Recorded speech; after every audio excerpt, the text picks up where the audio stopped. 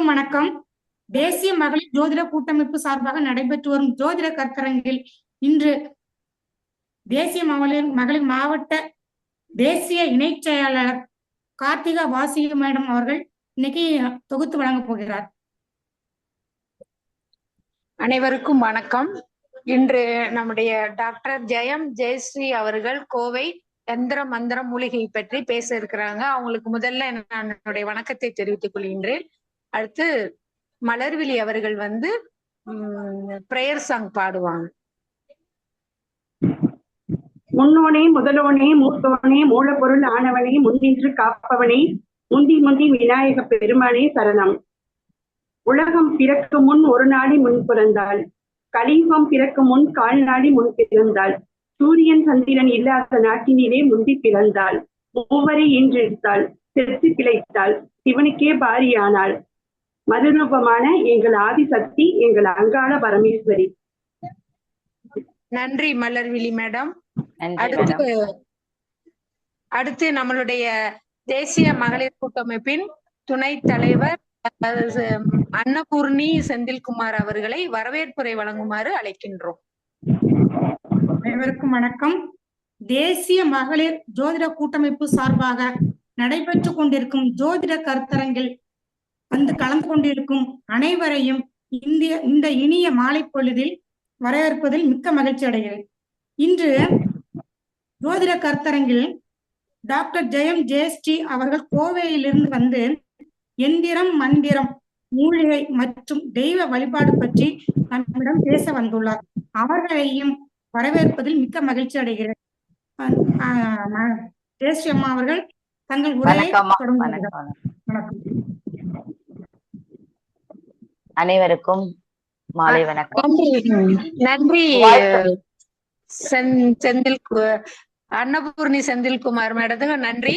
அடுத்ததாக நம்மளுடைய சிறப்பு அழைப்பாளர் டாக்டர் ஜெயம் ஜெயஸ்ரீ அவர்கள் யந்திரம் மந்திரம் மூலிகை தெய்வ அனுகூலத்தை பத்தி பேச இருக்கிறாங்க. வாங்க மேடம், சிறப்பாக உரையாற்றுங்கள். கண்டிப்பா நம்ம எல்லாரும் சேர்ந்து பயணிப்போம். உங்களுக்கு நான் பேசுறது எல்லாமே தெளிவா கேக்குதா? ஃபர்ஸ்ட் கேக்குது கேக்குது.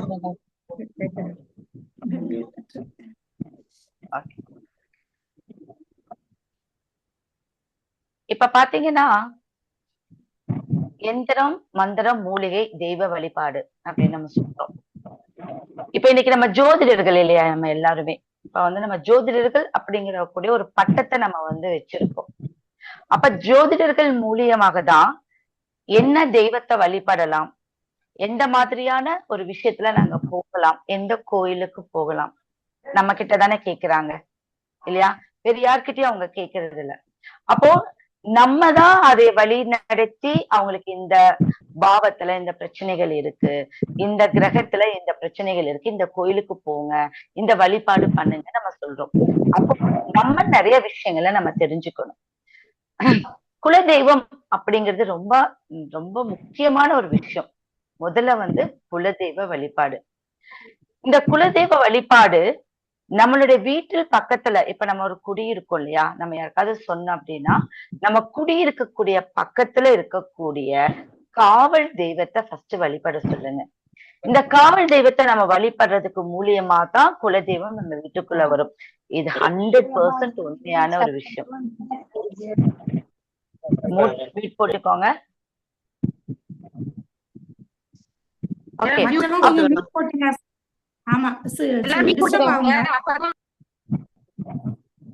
இப்போ ஃபர்ஸ்ட் நான் வழிபாடு என்ன பண்றது, இப்ப அடுத்து நம்ம ஒவ்வொரு ராசிக்கும் ஒவ்வொரு லக்னத்துக்கும் எந்த மாதிரியான ஒரு மந்திரத்தை நம்ம யூஸ் பண்ணலாம், எந்த மூலிகையை நம்ம யூஸ் பண்ணலாம், எப்படிப்பட்ட நம்ம ஒரு எந்திரத்தை வாங்கி நம்ம வச்சுக்கலாம், இத பத்தி நம்ம சொல்றேன். அதுக்கு முன்னாடி சில வழிபாடுகள் நம்மளுக்கு ரொம்ப முக்கியமான ஒரு விஷயம். நம்ம முதல்ல ஒரு விஷயத்த ஆரம்பிக்கிறோம் அப்படின்னா விநாயகருடைய வழிபாடு ரொம்ப முக்கியமான ஒரு விஷயமா இருக்கு. ஆனா இந்த விநாயகர் வழிபாட்டுல 8 விநாயகர் ரொம்ப முக்கியமான ஒரு அமைப்பு இருக்கு. உங்களுக்கு யாருக்காவது தெரியுமா? நம்ம 8 அம்சம் பொருந்திய விநாயகருடைய பெயரை சொன்னாலே அது ஒரு மந்திரமா மாறிடும். அப்ப அந்த 8 தெய்வங்கள் அடங்கிய விநாயகருடைய மந்திரம் முதன்மையான ஒரு மந்திரங்கள். அது முழுமையான ஒரு மந்திரம். இந்த மந்திரத்தை சொல்லிதான் நீங்க எந்த விஷயத்தையும் ஸ்டார்ட் பண்ணணும். அது என்ன ஃபர்ஸ்ட் அப்படின்னு பாத்தீங்கன்னா ஆதி கணபதி. நம்ம முதல்ல சொல்றது ஆதி கணபதி, மகா கணபதி. இப்ப நம்ம நோட் பண்ணிக்கிறது கூட நீங்க ரெக்கார்ட்ல போட்டு நீங்க எடுத்துக்கிட்டாலும் சரி, நோட் பண்ணிட்டாலும். அடுத்தது நடன கணபதி, சக்தி கணபதி, பால கணபதி, உச்சிஷ்ட மகா கணபதி.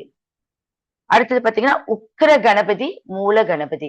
இந்த உச்சிஷ்ட மகா கணபதி அப்படிங்கிறது நிறைய ஜோதிடர்கள் தனக்குள்ள வசியம் பண்ணி வச்சுக்கக்கூடிய கணபதியா இருக்கு. ஏன் அப்படின்னா அந்த உச்சிஷ்ட மகா கணபதிக்கு அவ்வளோ பவர். என்ன பவர்னா மத்தவங்களை ஈர்க்கக்கூடிய பவர் அதிகம் உண்டு. அதனால நீங்க நிறைய புக்கெல்லாம் எழுதுவாங்க, ஜோதிட புக்கெல்லாம் எழுதுறவங்களை பாத்தீங்கன்னா ஓ ஸ்ரீ உச்சிஷ்ட மகா கணபதின்னு தான் எழுதியிருப்பாங்க. ஏன்னா அந்த கணபதிக்கு நிறைய ஈர்ப்பு சக்தி அதிகம் உண்டு. ஓகே, அப்ப இந்த 8 கணபதியுடைய பெயர்களை சொன்னாலே ஒரு முழுமையான மந்திரங்கள் நம்மளுக்கு முழுமையடையுது. சரி, ஒவ்வொரு பௌர்ணமி இப்ப ஒரு மாசத்துல வருது இல்லைங்களா? இப்ப மாசத்துல பௌர்ணமி, அமாவாசை, சதுர்த்தி, ஏகாதசி, பிரதோஷம், இப்படி எல்லா விஷயங்களும் வருது. அப்போ நம்ம என்ன சொல்றோம் அப்படின்னா ஓகே எனக்கு பிரதோஷ வழிபாடு நான் பண்றேன். உங்ககிட்ட சொல்லிருப்பாங்க, நீங்களே சொல்லுவீங்க நான் பிரதோஷமா இந்த மாசம் நான் பிரதோஷ வழிபாடு பண்றேன்னு. அந்த பிரதோஷ வழிபாடு எப்படி இருக்கு, அது எத்தனை பிரதோஷங்கள் இருக்கு, அந்த பிரதோஷங்களுடைய பெயர்கள் உங்களுக்கு தெரியுமா? ரொம்ப முக்கியம் இல்லையா?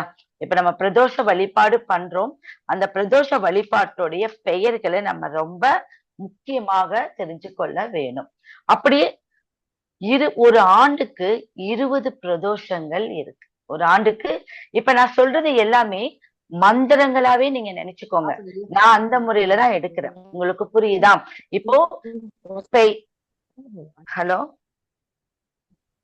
பெயர்களே மந்திரங்கள். ஒவ்வொரு நம்ம பெயர்கள் உச்சரிப்பதே மந்திரங்கள் ஆகும். அப்ப ஒரு வருடத்திற்கு 20 பிரதோஷங்கள் உண்டு. அந்த 20 பிரதோஷங்கள முக்கியமான விஷயம் தினசரி பிரதோஷம். ஒவ்வொரு பிரதோஷத்துக்கும் நேம் உண்டு. தினசரி பிரதோஷம், பட்ச பிரதோஷம், மாச பிரதோஷம், நட்சத்திர பிரதோஷம். நீங்க பேசுறது கேக்கல, சொல்லுங்கம்மா.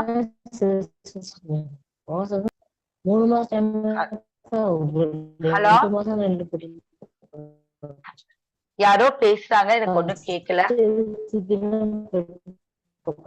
நான் பேசுறது உங்களுக்கு கேக்குதா? யாராவது ஒருத்தர் மியூட் எடுத்து சொல்லுங்க. கேக்குது மேடம். மேம் நீங்க பேசுறது கேக்குது, நீங்க பேசுங்க. யாரோ எனக்கு பேசிட்டே இருக்கிற மாதிரி. ஓகே, டிஸ்டர்ப் ஆகுது, நீங்க பேசுங்க மேம். நெக்ஸ்ட் பாத்தீங்கன்னா பூர்ண பிரதோஷம், திவ்ய பிரதோஷம். மேடம் நீங்க கேக்குதா? இப்ப நான் எவ்வளவு சொல்லியிருக்கேன்? 6 சொல்லியிருக்கேன். திவ்ய பிரதோஷம்ங்கிறது 6வது. 7 அப்படிங்கிறது தீப பிரதோஷம். அடுத்தது அபய பிரதோஷம். அதே பாத்தீங்கன்னா அந்த அபய பிரதோஷம் என்ன அப்படின்னா சப்த ரிஷிகள் இருக்காங்க இல்லையா, அந்த ரீதியாகவும் இருக்கக்கூடிய பிரதோஷம் அபய பிரதோஷம். அந்த பிரதோஷத்துல என்ன ஒரு முக்கிய விஷயம் அப்படின்னா அந்த நாட்கள் வரக்கூடிய பிரதோஷத்துல என்ன நீங்க கேட்டாலும் உடனடியான ஒரு பலனை கொடுக்கக்கூடியது. அடுத்தது மகா பிரதோஷம், நம்மளுக்கு எல்லாத்துக்குமே தெரியும் மகா பிரதோஷம். அடுத்து உத்தம மகா பிரதோஷம்னு சொல்லுவாங்க. அடுத்தது ஏகாட்சர பிரதோஷம், அர்த்தநாரி பிரதோஷம், திரிகரண பிரதோஷம், பிரம்ம பிரதோஷம், அக்ஷர பிரதோஷம், கந்த பிரதோஷம், சச்ச பிரபா பிரதோஷம், அஷ்டதிக் பிரதோஷம், நவகிரக பிரதோஷம், துத்த பிரதோஷம். இப்படி 20 பிரதோஷங்கள் நம்மளுடைய வருடத்துல வரக்கூடிய முக்கியமான ஒரு விஷயங்கள். இதனுடைய பெயரை தினம்தோறும் நீங்க எப்பெல்லாம் நீங்க பிரதோஷ வழிபாடு பண்றீங்களோ அப்பெல்லாம் இதோடைய பெயரை சொல்லிட்டு வரும்போது உங்களுக்கு நல்ல ஒரு அதிர்ஷ்டமான ஒரு அமைப்பு உண்டு பண்ணும். ஓகேவா? அடுத்தது நம்ம ஏகாதசின்னு சொல்றோம். இப்ப வந்து ஏகாதசியில வந்து என்னென்ன ஏகாதசிகள் இருக்கு? ஒரு வருடத்திற்கு 25 ஏகாதசிகள் இருக்கு. வளர்பிறை, தேய்பிறை 25 ஏகாதசிகள் இருக்கு. இந்த 25 ஏகாதசிகளோட நான் சொல்றது எல்லாமே அதனுடைய பெயர்களை சொல்லி வந்தாலே உங்க வீட்டுல இருக்கக்கூடிய அத்தனை விஷயங்களும் நல்லதாக இருக்கும். அனைத்து விதமான ஒரு கிரகங்களும் ஆக்டிவேட் ஆகும். நம்மளுடைய குலதெய்வம் நம்ம வீட்டுக்குள்ள இருக்கக்கூடிய அனுகிரகமா வந்து அடையும். அப்ப இந்த ஏகாதசி ரொம்ப முக்கியமான ஒரு விஷயம். அதுல இந்த 25 ஏகாதசிய வளர்பிறை, தேய்பிறை இதுல இருக்கக்கூடிய பெயர்கள் நீங்க உச்சரிக்கணும் அப்படிங்கிறது நான் சொல்ல. ஃபர்ஸ்ட் சித்திரை மாசத்துல வரக்கூடிய வளர்பிறை ஏகாதசி. இப்ப வந்து ஒவ்வொரு மாசத்துக்கும் 2 ஏகாதசி வரும். சித்திரை மாசத்துல வரக்கூடிய வளர்பிறை ஏகாதசிக்கு காமதா ஏகாதசின்னு பேரு. காமதா ஏகாதசி. தேய்பிரையில வரக்கூடிய ஏகாதசிக்கு பேரு பாப மோனிகா அப்படிங்கக்கூடிய ஏகாதசி. அதுக்கு பேர் வந்து பாப மோனிகா. அதான் அந்த ஏகாதசியோட பேர். வைகாசி மாசத்துல வரக்கூடிய ஏகாதசிக்கு பேரு மோகினி ஏகாதசி. மியூட் போட்டுக்கோங்க. வைகாசி மாசத்துல வரக்கூடிய வளர்பிறை ஏகாதசி மோகினி ஏகாதசி. தேய்பிரையில வரக்கூடிய ஏகாதசி வருதினி ஏகாதசி. ஆனி மாசத்துல நம்மளுக்கு வரக்கூடிய ஏகாதசி பத்தி நிர்ஜல ஏகாதசி. நம்மளுக்கு வளர்பிறையில ஆனி மாசத்துல நிர்ஜல ஏகாதசி. அதே தேய்பிரையில பாத்தீங்கன்னா அபரா ஏகாதசி. அபரா ஏகாதசி இந்த நேம்ல இருக்கக்கூடியதுக்கு பேரு அபரா ஏகாதசி. ஆடி மாசத்துல நம்மளுக்கு வரக்கூடிய வளர்பிறை ஏகாதசிக்கு பேரு விஷ்ணு சயன ஏகாதசி. தேய்பிரை வந்து யோகினி ஏகாதசி. ஓகேங்களா? அடுத்தது மேடம் ஒரு நிமிஷம். மேடம் அந்த சிவகுமார்ங்கிறவங்க கொஞ்சம் மியூட் போட்டுங்களேன். உங்க வாய்ஸ் தான் வருது. சிவகுமார் யாரோ வாய்ஸ் வந்து ரொம்ப டிஸ்டர்ப் பண்ணுது. ஆமா சிவகுமார் சார் கொஞ்சம் மியூட் போடு. Okay thank you sir. நீங்க இப்ப வந்து நீங்க நோட் பண்ணாட்டியும் பரவாயில்ல. இதெல்லாம் வந்து தெரிஞ்சுக்கிட்டா நம்ம யாராவது ஒரு ஜாதகம் பார்க்கும்போது அவங்க எந்த இப்ப ஒரு ஏகாதசியில பிறந்திருப்பாங்க இல்லையா, அப்ப அந்த வளர்பிறை ஏகாதசியில பிறந்திருக்காங்களா தேய்பிரையில பிறந்திருக்காங்களான்னு பார்த்து இதனுடைய பெயரை நீங்க சொல்லி, இப்ப மெயின் நம்மளுக்கு வந்து திதி ரொம்ப முக்கியம். அப்ப இதனுடைய பெயரை நீங்க வந்து 21 முறை சொல்லிட்டு வாங்கன்னு சொன்னாலே அவங்க பிறப்புக்குண்டான திதி ரொம்ப வலிமையாயிடும். அதுக்குதான் நான் உங்களுக்கு இவ்வளவு தூரம் சொல்லிட்டு இருக்கேன். அப்ப நீங்க அந்த ரெக்கார்ட்ல பார்த்து கூட நோட் பண்ணிக்கலாம். இப்ப நம்ம சவுண்ட் வந்துச்சுன்னா கிளியரா கேட்காது. ஓகே. ஆவணி மாசத்துல வரக்கூடிய வளர்பிறை ஏகாதசிக்கு பெயர் பாத்தீங்கன்னா புத்திரத ஏகாதசி. தேய்பிரையில வரக்கூடியது காமிகா ஏகாதசி. புரட்டாசி மாசத்துல வளர்பிறை வரக்கூடிய அமைப்பு வந்து பரிவர்த்தன ஏகாதசி. தேய்பிரைக்கு வந்து அஜ ஏகாதசி. ஐப்பசி மாசத்துல வரக்கூடியது வந்து ஃபர்ஸ்ட் வந்து வளர்பிறையில வந்து பாங்குசா ஏகாதசி. பாங்குசா ஏகாதசி. தேய்பிரைக்கு பாத்தீங்கன்னா இந்திரா ஏகாதசி.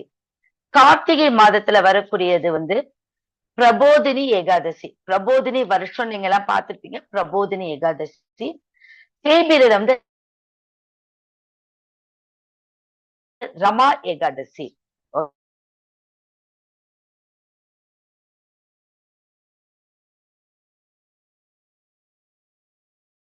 மாதத்துல தேய்பிரையில வந்து உற்பத்தி ஏகாதசின்னு சொல்றாங்க. அதுக்கு என்ன அர்த்தம் தெரியுங்களா?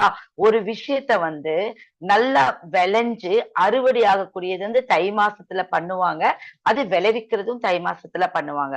அப்ப இந்த உற்பத்தி ரொம்ப நல்லா அவங்களுக்கு அந்த ஏகாதசியில பிறந்திருந்தாங்கன்னா அவங்க ரீதியா எது செஞ்சு கொடுத்தாலும் அது வந்து உங்களுக்கு ரெட்டிப்பான ஒரு பலனை கொடுக்கும்.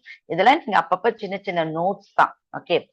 தை மாசத்துல வந்து பீஷ்ம ஏகாதசி இல்லாட்டி புத்திர ஏகாதசி வளர்பிறைக்கு. தேய்பிரையில பிறந்தா சபலா ஏகாதசி. மாசி மாசம் ஜெய ஏகாதசி. அதே தேய்பிரைக்கு வந்து சக்திலா ஏகாதசி. பங்குனி மாசத்துக்கு ஆமலகி ஏகாதசி. அப்படின்னா ஆமலகி ஏகாதசி வளர்பிறைக்கு. தேய்பிரைக்கு வந்து விஜயா ஏகாதசின்னு சொல்லுவாங்க. அடுத்தது கமலா ஏகாதசி. இந்த 2 பேர்களையும் அவங்க வந்து வச்சிருக்காங்க. அப்படி 25 ஏகாதசிகள் ரொம்ப ரொம்ப முக்கியமான ஒரு விஷயம். இந்த பெயர்களையும் ஒரு மந்திரமா நீங்க உச்சரிக்கும் போது நம்மளுடைய விஷயங்கள் ரொம்ப பலப்படும் அப்படிங்கிறது.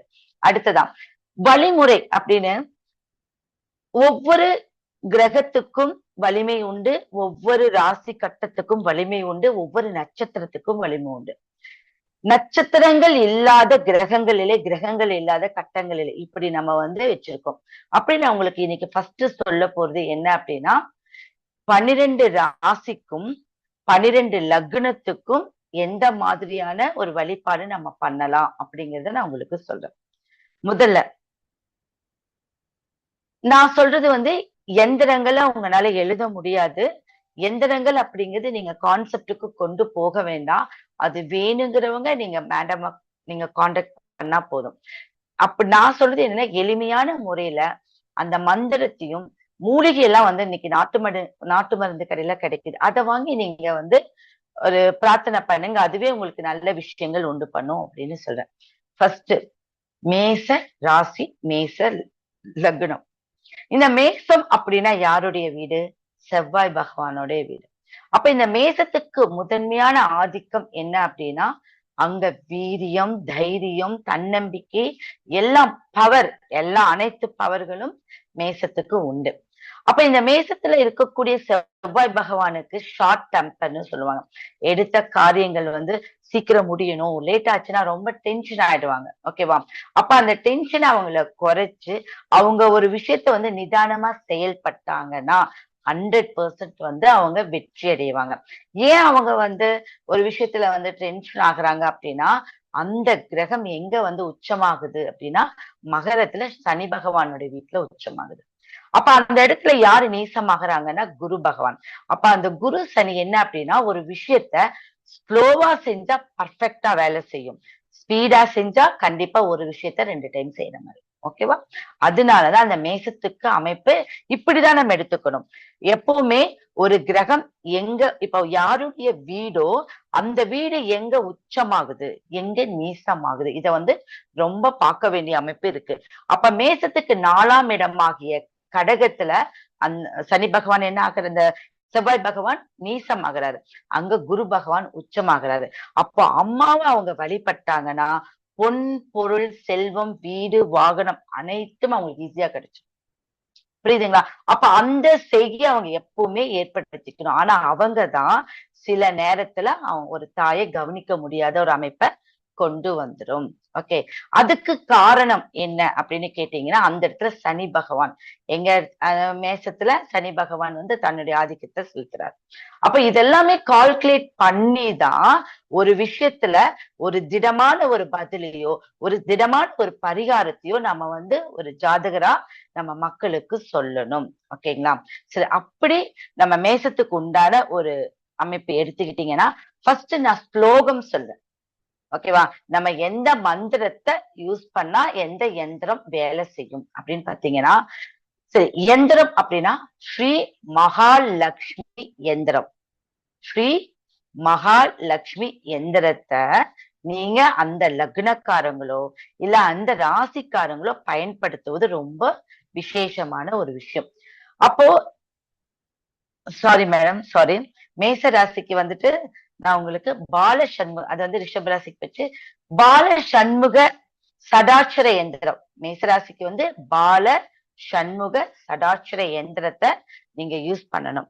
அதுக்குண்டான ஒரு ஸ்லோகம் அப்படின்னு பாத்தீங்கன்னா ஓம் சம் சரஹன பவ, சரவண இல்ல, சரஹன பவாய, ஓம் சம் சரஹன பவாய, ஸ்ரீம் ஹ்ரீம் க்ளீம் க்ளௌம் சௌம் நமக. இவ்வளவுதான். இத நீங்க ப்ரொனவுன்சியேஷன் பண்ணி பாத்தீங்கன்னா உங்களுக்கு ஈஸியா இருக்கும். சரி, இப்போ அந்த யந்திரத்தை நான் சொல்லிட்டேன், பால சண்முக சடாட்சர யந்திரம் இல்ல, நாங்க என்ன பண்றது, நாங்க அப்ப என்ன பண்ணணும் அப்படின்னு கேட்டீங்கன்னா நீங்க ஒரு பேப்பர், ஒயிட் ஷீட் பேப்பர் இருக்கு இல்லையா, இந்த ஒயிட் ஷீட் பேப்பர்ல நான் சொல்ற இந்த எந்திரம் அப்படின்னு மேல போட்டு பால சண்முக சடாட்சர யந்திரம் அப்படின்னு போட்டு அதுல விபூதிய நீங்க ஃபுல்லா பரப்பி வச்சு நான் சொன்ன இந்த மந்திரத்தை நீங்க சொல்லிட்டு வந்தா ரொம்ப அதுவும் உங்களுக்கு நல்ல என்ன சொல்லுவாங்க, ஒரு ஒரு நோய்க்கு மருந்துக்கு பதிலா ஒரு சாக்லேட்டை மடிச்சு கூட அவங்களுக்கு தன்னம்பிக்கை இதை வச்சுக்கோ, இது மருந்துன்னு சொன்னா அவங்களுக்கு குணமாகுமா. அப்ப இந்த என்னன்னா ஒரு நம்பிக்கையின் பேர்ல எது செஞ்சாலுமே தெய்வத்துக்கு ஒப்பான விஷயம்தான். சரி, அதுக்கு உண்டான மூலிகைன்னு பாத்தீங்கன்னா வைகுண்ட மூலிகை. இப்ப நீங்க நெட்ல எல்லாமே இருக்கு. இப்ப என்னென்ன மூலிகை வேணுமோ உங்களுக்கு எல்லாமே வந்து நாட்டு மருந்து கடையில நம்மளுக்கு தெரிஞ்சவங்க ரீதியா எல்லாமே இருக்கு. உங்களுக்கு எங்ககிட்ட வேணும்னாலும் நீங்க மேடம காண்டாக்ட் பண்ணிக்கலாம். ஓகேவா. இத வச்சு இந்த மூலிகை நான் என்ன பண்ணணும் அப்படின்னா, இந்த மூலிகையை எடுத்து அந்த நீங்க பேப்பர் விரிச்சிருக்கீங்களே விபூதி அது மேல வச்சு இந்த மந்திரத்தை 27 முறை சொல்லிட்டு வரணும். என்னெல்லாம் இதனால உங்களுக்கு நல்ல விஷயங்கள் நடக்கும் அப்படின்னா, தாமதமான விஷயங்கள் சூப்பரா ஸ்பீடா போகும். திருமணமே ஆகாத அந்த கட்டத்துல இருக்கக்கூடியவங்க வந்து திருமணம் லேட் ஆகுது, எங்க வீட்டுல நல்ல காரியங்கள் நடக்கல, ஒரு இடம் வாங்கணும்னு போனா அது எனக்கு கை கூட மாட்டேங்குது, இடம் விற்கணும்னு போனாலும் நடக்க மாட்டேங்குது, இப்படி எது நடக்கல அப்படின்னா அந்த காரகத்துவத்துக்கு என்ன பிரச்சனையோ 100% வந்து அது நடத்தி கொடுக்கும். சரி, உங்க லக்னாதிபதி இப்ப வந்து மேச ராசி மேச லக்னம், இந்த லக்னாதிபதி ராசிநாதன் எங்க இருக்காங்கன்னு நம்மளுக்கு தெரியாது கட்டத்துல. அப்போ அந்த கட்டத்துல வேற கட்டத்துல இருப்பாங்க இல்லையா. அப்ப நான் அந்த வழிமுறை உங்களுக்கு வரிசையா சொல்லும் போது அதையும் எடுத்துக்கோங்க. இப்ப சிம்மத்துல இருந்தா சிம்மத்துக்கு வரும்போது அந்த விஷயத்தையும் நீங்க ரெண்டும் ஆட் பண்ணிட்டா 2 பேருமே உங்களுக்கு நல்ல பலமா இருப்பாங்க அப்படின்னு. அடுத்தது, இதுல உங்களுக்கு எதுவும் டவுட் இல்ல? ஓகே, சரி. ரிஷப ராசி. இப்ப ரிஷப ராசியில நம்மளுக்கு அது பெண் ராசி இல்லையா. ரிஷப ராசிங்கிறது பெண். இப்போ அந்த இடத்துக்கு மகாலட்சுமி தன தாரகை இடமே அதான். நம்ம கால புருஷத்துக்கு 2ஆம் இடம் அப்படிங்கிறதுதான் தனம். அப்ப அந்த தனம் நம்மளுடைய இடத்துக்கு உண்டான அமைப்பே வந்து ரிஷபம். ஓகேவா. அப்போ இந்த ரிஷப ராசியில இருக்கக்கூடியவங்க என்ன மாதிரி ஒரு எந்திரத்தை யூஸ் பண்ணணும் அப்படின்னா ஸ்ரீ மகாலட்சுமி எந்திரத்தை யூஸ் பண்ணணும். இந்த மகாலட்சுமி எந்திரம் அப்படிங்கிறது அந்த வீட்டுல இருக்கக்கூடிய பெண்கள் ரொம்ப முன்னேற்றமா ஒரு குடும்பத்தை ரொம்ப பலமா இருக்கக்கூடியவங்களா இருப்பாங்க. எப்பவுமே வந்து ரிஷபராசியில இருக்கக்கூடிய பெண்கள் அதீத பலம் கொண்டவங்களா இருப்பாங்க. நீங்க பாத்தீங்கன்னா உங்களுக்கு தெரியும், அவங்கதான் ரொம்ப பர்ஃபெக்டா இருப்பாங்க, ஆண்களை விட ஒரு படி மேலானவர்கள். ஓகே, அவங்களுக்கு உண்டான ஒரு மந்திரம் அப்படின்னு பாத்தீங்கன்னா ஓம் லக்ஷ்மி கமலதாரிண்யை, ஓம் லக்ஷ்மி கமலதாரிண்யை சிங்க வாகினியை ஸ்வாக. இவ்வளவுதான், 2 வரியில தான். ஓம் லக்ஷ்மி கமலதாரிணியை சிங்க வாகினியை ஸ்வாக. இந்த மந்திரத்தை நீங்க எத்தனை முறை சொல்லணும் அப்படின்னா அந்த பெண்களுக்கு இப்ப வந்து நம்ம எல்லாத்துக்கும் வந்து 27 அப்படிலாம் சொல்ல முடியாது. அதற்கு 11 முறை சொன்னா போதும். ஏன் அப்படின்னா லாபமே வந்து 11, தனம் வந்து 2னா லாபம் வந்து 11. நீங்க ஒரு 11 முறை நீங்க சொன்னா போதும் அந்த மந்திரத்தை. இதுக்கு மூலிகைன்னு பாத்தீங்கன்னா அம்மான் பச்சரிசி மூலிகை நம்ம வீட்டு பக்கத்துல இருக்கும். அம்மான் பச்சரிசி மூலிகைங்கிறது நம்ம வீட்டு பக்கத்துல இருக்கும். சரி, அதனுடைய மகிமை என்னன்னு கேட்டீங்கன்னா நம்ம உடம்புல எக்ஸ்ட்ராவா ஒரு ஸ்கின் வளருதுன்னு வச்சுக்கோங்க. எக்ஸ்ட்ராவா ஒரு ஹலோ எக்ஸ்ட்ராவா ஒரு ஸ்கின் வளருது. அப்போ உடம்புல இருக்கக்கூடிய ஒரு எக்ஸ்ட்ரான விஷயத்த அது எடுத்துருது இல்லையா, அது அதனுடைய மகிமை. அப்ப அந்த மந்திரங்களை நீங்க சொல்லும் போது இந்த மூலிகையை நீங்க பயன்படுத்தும் போது நம்ம கிட்ட இருக்கக்கூடிய தேவையற்ற விஷயங்கள் வெளியேறிடும், நல்ல விஷயங்கள் மட்டுமே நம்மளுக்குள்ள இருக்கும். இதுதான் அதனுடைய வழிபாடு. ஓகேங்களா. சரி, அடுத்தது மிதுன ராசி. மிதுன ராசி காலபுருஷத்துக்கு வந்து 3ஆம் இடம். இப்போ ஒருத்தரை வந்து நீங்க வந்து ஜாதகம் பார்க்க வரும்போது அவங்களுக்கு ஒரு கல்யாணத்துக்காக வராங்க. ஓகே, அப்ப நம்ம என்ன பார்ப்போம், 7ஆம் இடத்தை பார்ப்போம் இல்லைங்களா. திருமணத்துக்காக வரும்போது 7ஆம் இடத்தை பார்ப்போம், அடுத்தது 8ஆம் இடத்தை பார்ப்போம். நான் வந்து என்ன சொல்லுன்னா 3ஆம் இடமும் நல்லா பலமா இருக்கணும். அப்படி இல்லைனாலும் நீங்க பலப்படுத்தி அந்த கிரகத்தை வலிமைப்படுத்துறதுக்கு என்னன்னு பார்க்கணும். ஏன்னா 3ங்கிறது கழுத்து. இந்த கழுத்து ஸ்தானம் தான் நம்மளுக்கு பெண்களுக்கு ரொம்ப முக்கியமான மாங்கல்ய ஸ்தானம். அப்ப இந்த 3ங்கிற ஸ்தானத்தை பலப்படுத்தினா மட்டும்தான் இந்த 7ஆம் இடம் நல்லா இருக்கும். இப்ப வந்து 7ஆம் இடத்துல வந்து கிரகங்கள் இருக்கு, தோஷம் இருக்கு, இவங்களுக்கு திருமணம் நடக்காதுன்னு சொல்லவே சொல்லாதீங்க. 8ஆம் இடம் நன்றாக இருந்து 3ஆம் இடம் நன்றாக இருந்தாலே போதும் அவங்க குடும்பத்தை நடத்திடுவாங்க. ஓகேவா? ஏன்னா 8ஆம் இடம் தான் யோனி அப்படின்னு சொல்லுவாங்க. அப்ப இந்த 2 ஸ்தானத்துக்குரிய அமைப்பு சூப்பரா இருந்தா நம்மளுக்கு நல்ல ஒரு திருமண வைபோகம் நல்லா இருக்கும். சரி, அப்ப இந்த மிதுனத்துக்கு உண்டான அமைப்புக்குடைய எந்திரம் அப்படின்னு பாத்தீங்கன்னா ஸ்ரீ தன ஆகாஷ்ன எந்திரம். ஸ்ரீ தன ஆகாஷ்ன எந்திரம். அதுக்கு உண்டான ஒரு மந்திரம் க்ளீம் ஸ்ரீ கிருஷ்ணாய நமக. ஓம் க்ளீம் ஸ்ரீம் கிருஷ்ணாய நமக. இதை நீங்க சொல்லிட்டு வரணும். இதை எத்தனை முறை சொல்லிட்டு வரணும் அப்படின்னா கண்டிப்பாக 48 முறைகள் நீங்க சொல்லணும். இதுக்கு உண்டான எந்திரங்கள் அப்படிங்கிறது ஸ்ரீன தன ஆகாஷ்ன எந்திரம். சரி, மூலிகை அற்ற இலை ஒட்டி அப்படிங்கிறது நீங்க நெட்ல போட்டு பாருங்க. அது எல்லாம் நம்ம வீட்டு பக்கத்திலேயே இருக்கு. அற்ற இலை ஒட்டி. இப்ப இந்த மூலிகை அப்படின்னா நான் லாஸ்ட்ல சொல்றேன் உங்களுக்கு. இந்த மூலிகைன்னு சொல்றாங்க. இது நம்ம பக்கத்துல இருந்தா என்ன பண்ணணும்? சும்மா இப்படி செடியை பிடுங்கிறவா, இல்ல நம்ம சும்மா வந்து அந்த இலைகளை பிடுங்கி வச்சுக்கோ, இப்படி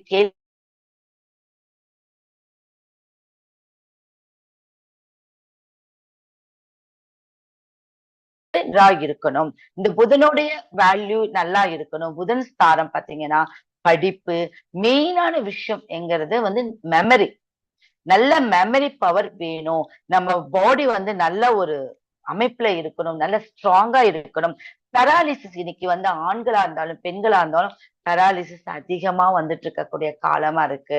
அப்ப என்ன அப்படின்னா நரம்புல ஓடக்கூடிய ரத்தங்கள் ஃப்ளோவா இல்லாம இருக்கிறது தான் இதோடைய காரணம். அப்ப ஒரு மந்திரம் என்ன வேலை செய்யும் அப்படின்னா நம்ம உடம்புக்குள்ள இருக்கக்கூடிய கெட்டதை வெளியேற்றி விடும். அதுல பாத்தீங்கன்னா ஓம் ஹ்ரீம் ஹம். அப்ப அந்த சம்ஸ்கிருத மொழியெல்லாம் நம்மளுடைய மூச்சுக்குழல்ல இருக்கக்கூடிய டஸ்ட வெளியேற்றிடும். இப்ப நம்மளுக்கு ஒரு தொண்டை அடிச்சுச்சுன்னா என்ன பண்றோம்? ஹான் பண்றோம் இல்லையா? அந்த மாதிரிதான் மந்திரங்களுக்கு அவ்வளவு வேல்யூ கொடுத்து வச்சிருக்காங்க. ஓகேவா? அதனால உங்க குழந்தைகளுக்கும் கண்டிப்பா சில மந்திரங்களை சொல்லிட்டு கொடுத்துட்டு வாங்க. சரி, இப்ப நம்ம அடுத்தது கடக ராசி. காலபுருஷத்துக்கு 4ஆம் இடம் கடகம். ஒருவர் வந்து நம்ம நல்லா இருக்கணும். ஒரு தாய் ஒரு குழந்தையோட ஜாதகத்தை பார்த்தா முதல்ல நம்ம என்ன பார்க்கணும் அப்படின்னா தாய் ஸ்தானம் நல்லா இருக்கா, சந்திரன் நல்லா இருக்கா. சந்திரன் நல்லா இருந்தா மட்டும்தான் அந்த குழந்தை நல்ல விதமா ஒரு தாயோட அரவணைப்புல இருக்கும், நல்ல வளர்ப்புல இருக்கும் அப்படின்னு நீங்க சொல்லலாம். நீங்க வந்து குழந்தை 1ல இருந்து 10 வயசுக்குள்ள எந்த ஜாதகம் வந்தாலும் கண்டிப்பா நீங்க சந்திரனத்துக்கு அப்புறம் தான் எல்லாத்தையும் பார்க்கணுமே ஒழிய முதல்ல எடுத்த உடனே நீங்க வந்து லக்னம் இதெல்லாம் நீங்க எதுவுமே பார்க்க வேண்டாம். சந்திரன் நல்லா இருந்தா அந்த குழந்தை நல்ல அரவணைப்புலயும் நல்ல பாக்கியத்திலயும் இருக்கு அப்படிங்கறத நம்ம தெரிஞ்சுக்கலாம். அப்ப அங்க பாத்தீங்கன்னா 6, 8, 12 கூடைய பாவத்துல இருக்கக்கூடிய நட்சத்திரங்கள் அங்க இருக்கு இல்லையா? 6, 8, 12 கூட.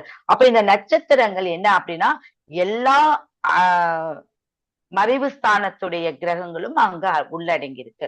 அப்ப அனைத்து மறைவும் தனக்குள்ள அடக்கிட்டு நல்ல வெளிப்பாடு மட்டும் வெளியில இருக்கு அப்படிங்கிறது அதோடைய கணக்கு.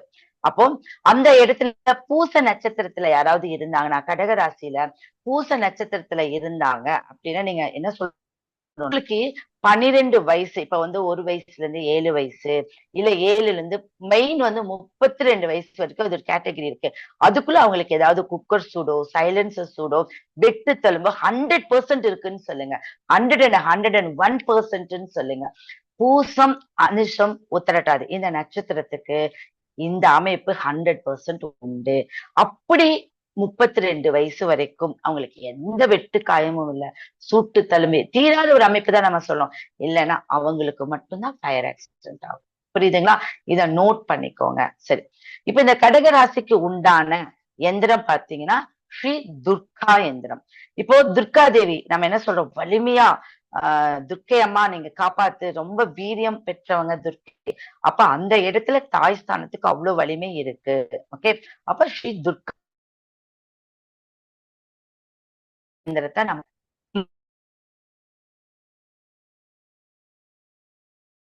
ஓம் ஐம் க்ளீம் சோமாய நமக.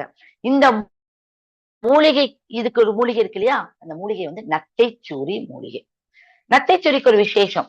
இப்ப நான் ஏன் வந்து வரிசையே சொல்லிட்டு போகல, எந்த விஷயமானாலும் ஆழமா ஆத்மார்த்தமான விஷயம் கேட்டா நம்மளுக்கு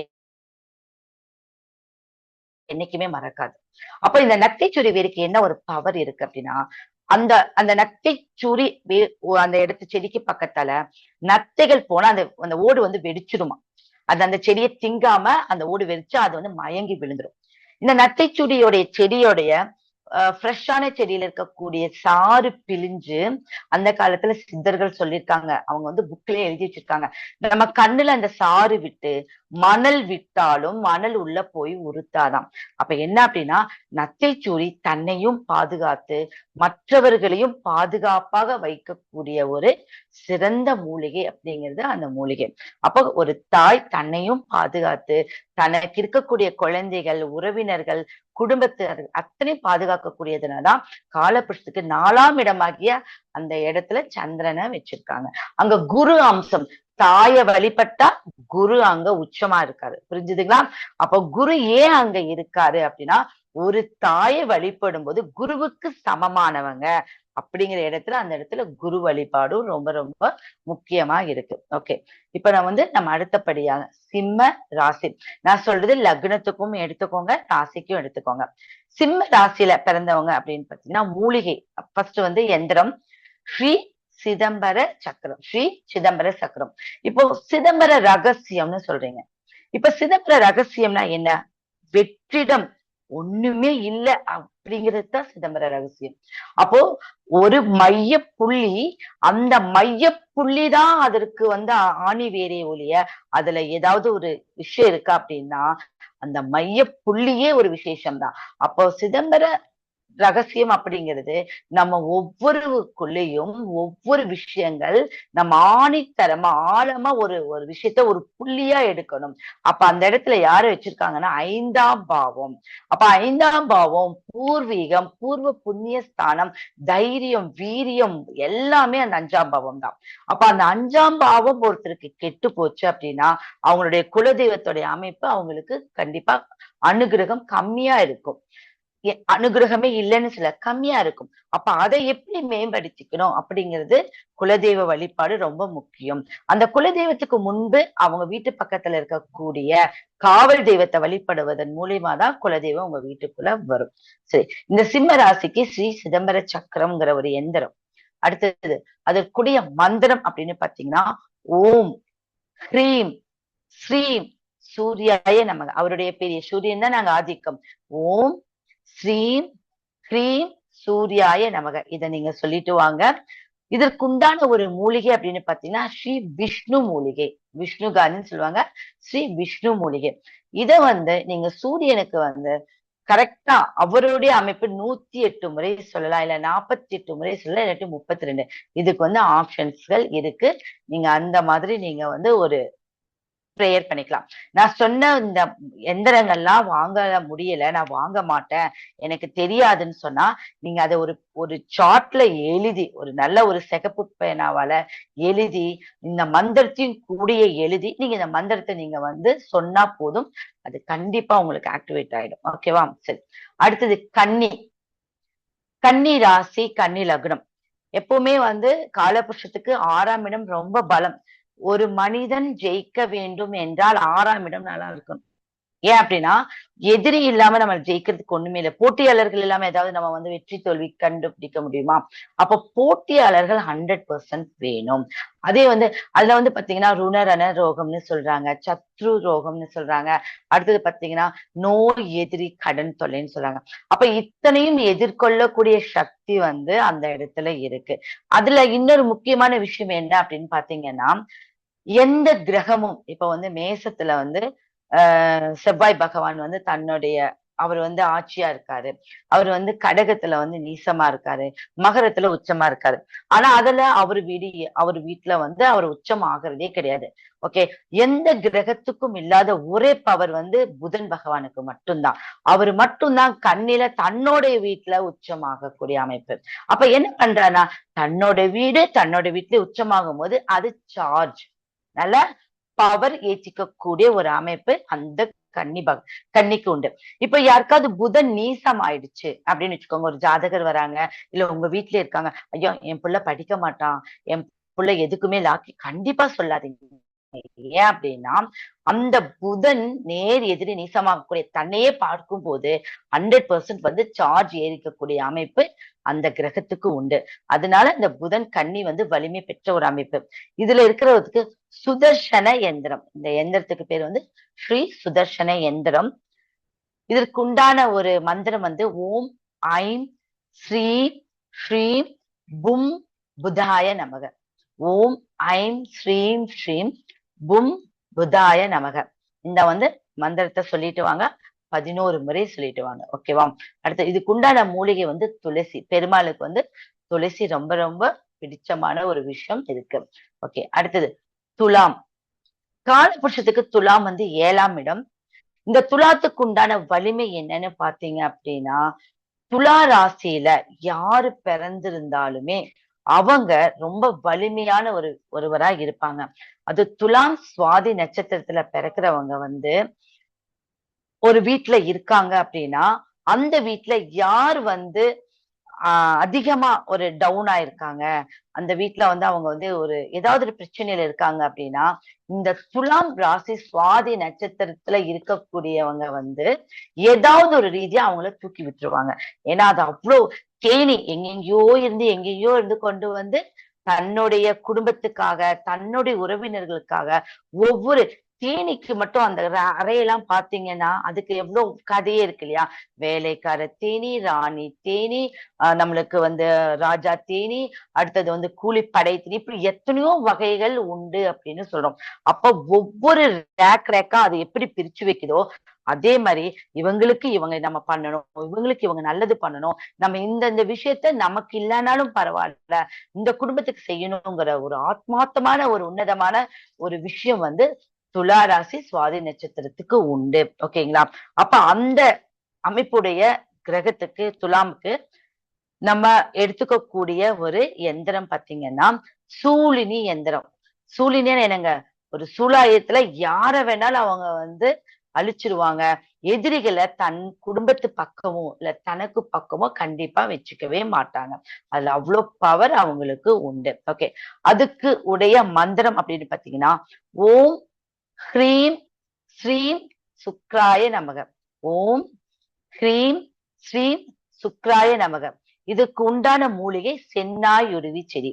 இப்ப வந்து பச்சை நாயுருவிங்கிறது கேள்விப்பட்டிருப்பீங்க இல்லையா? அது நம்மளுக்கு தெரியும். செந்நாயுருவி, பச்சை நாயுருவி ரெண்டுமே இருக்கு. அதுல வந்து செந்நாயுருவி, இந்த பச்சை நாயுருவி இல்ல செந்நாயுருவி இந்த செடி வந்து என்ன பவர் அப்படின்னா, இது வந்து ஒரு டிப்ஸ்.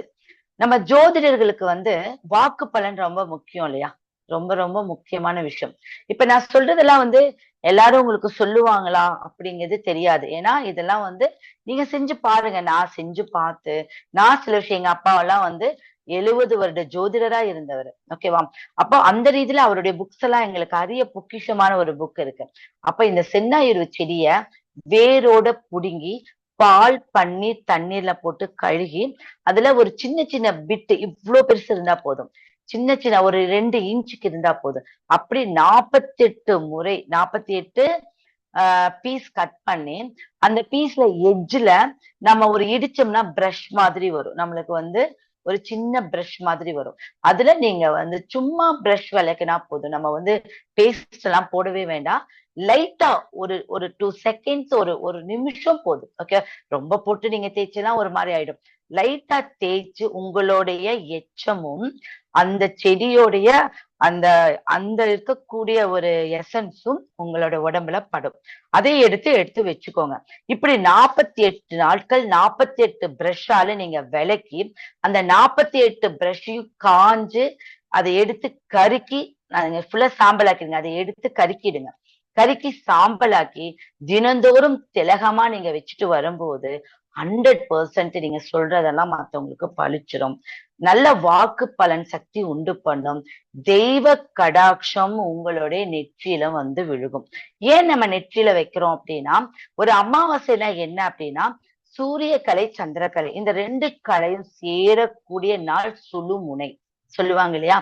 அப்ப இந்த சுழுமுனைங்கிற நாள்ல நம்மளோட பிரபஞ்ச சக்தி இந்த சுழுமுனைங்கிறது இந்த நெற்றி பொட்டுக்கிட்டதான் இருக்கு. அதனாலதான் மூலாதாரம், அந்த இடத்துல மூலாதாரத்தை எடுத்துட்டு கொண்டு வந்து இங்க வைக்கிறாங்க. அப்ப அதுல வந்து நம்மளுக்கு ஆக்டிவேட் ஆகும், 3வது கண் அப்படின்னு ஆக்டிவேட் ஆகும்.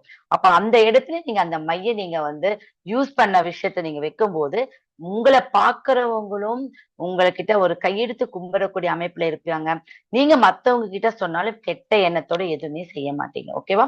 இது அதுக்கு உண்டான ஒரு பவர். அப்ப துலா ராசிக்கு வந்து எந்திரம் சூலினி எந்திரம், மந்திரம் ஓம் ஹ்ரீம் ஸ்ரீம் சுக்ராய நமக.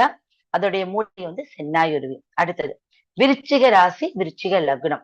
இந்த விருச்சிகம் அப்படின்னா 8ஆம் இடம். 8ஆம் இடம் நல்லா இருந்தா மட்டும்தான் ஒரு மனிதனுக்கு தாம்பத்தியம் நல்லா அமையும். ஒரு குடும்பஸ்தானம் ரொம்ப அற்புதமா அமையும். ஓகே, இப்ப அதுதான் அன்னைக்கே சொன்னேன், 7ஆம் இடத்தை மட்டும் தயவு செஞ்சு பார்க்காதீங்க.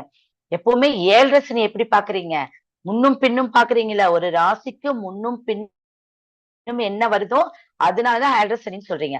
அதே மாதிரிதான் எந்த ஒரு விஷயத்தை நம்ம பாக்குறதா இருந்தாலும் முன்னும் பின்னும் நல்லா இருந்தா மட்டும்தான் ஒரு விஷயத்த அவன் அனுபவிக்க முடியும் அப்படின்னு சொல்றேன்.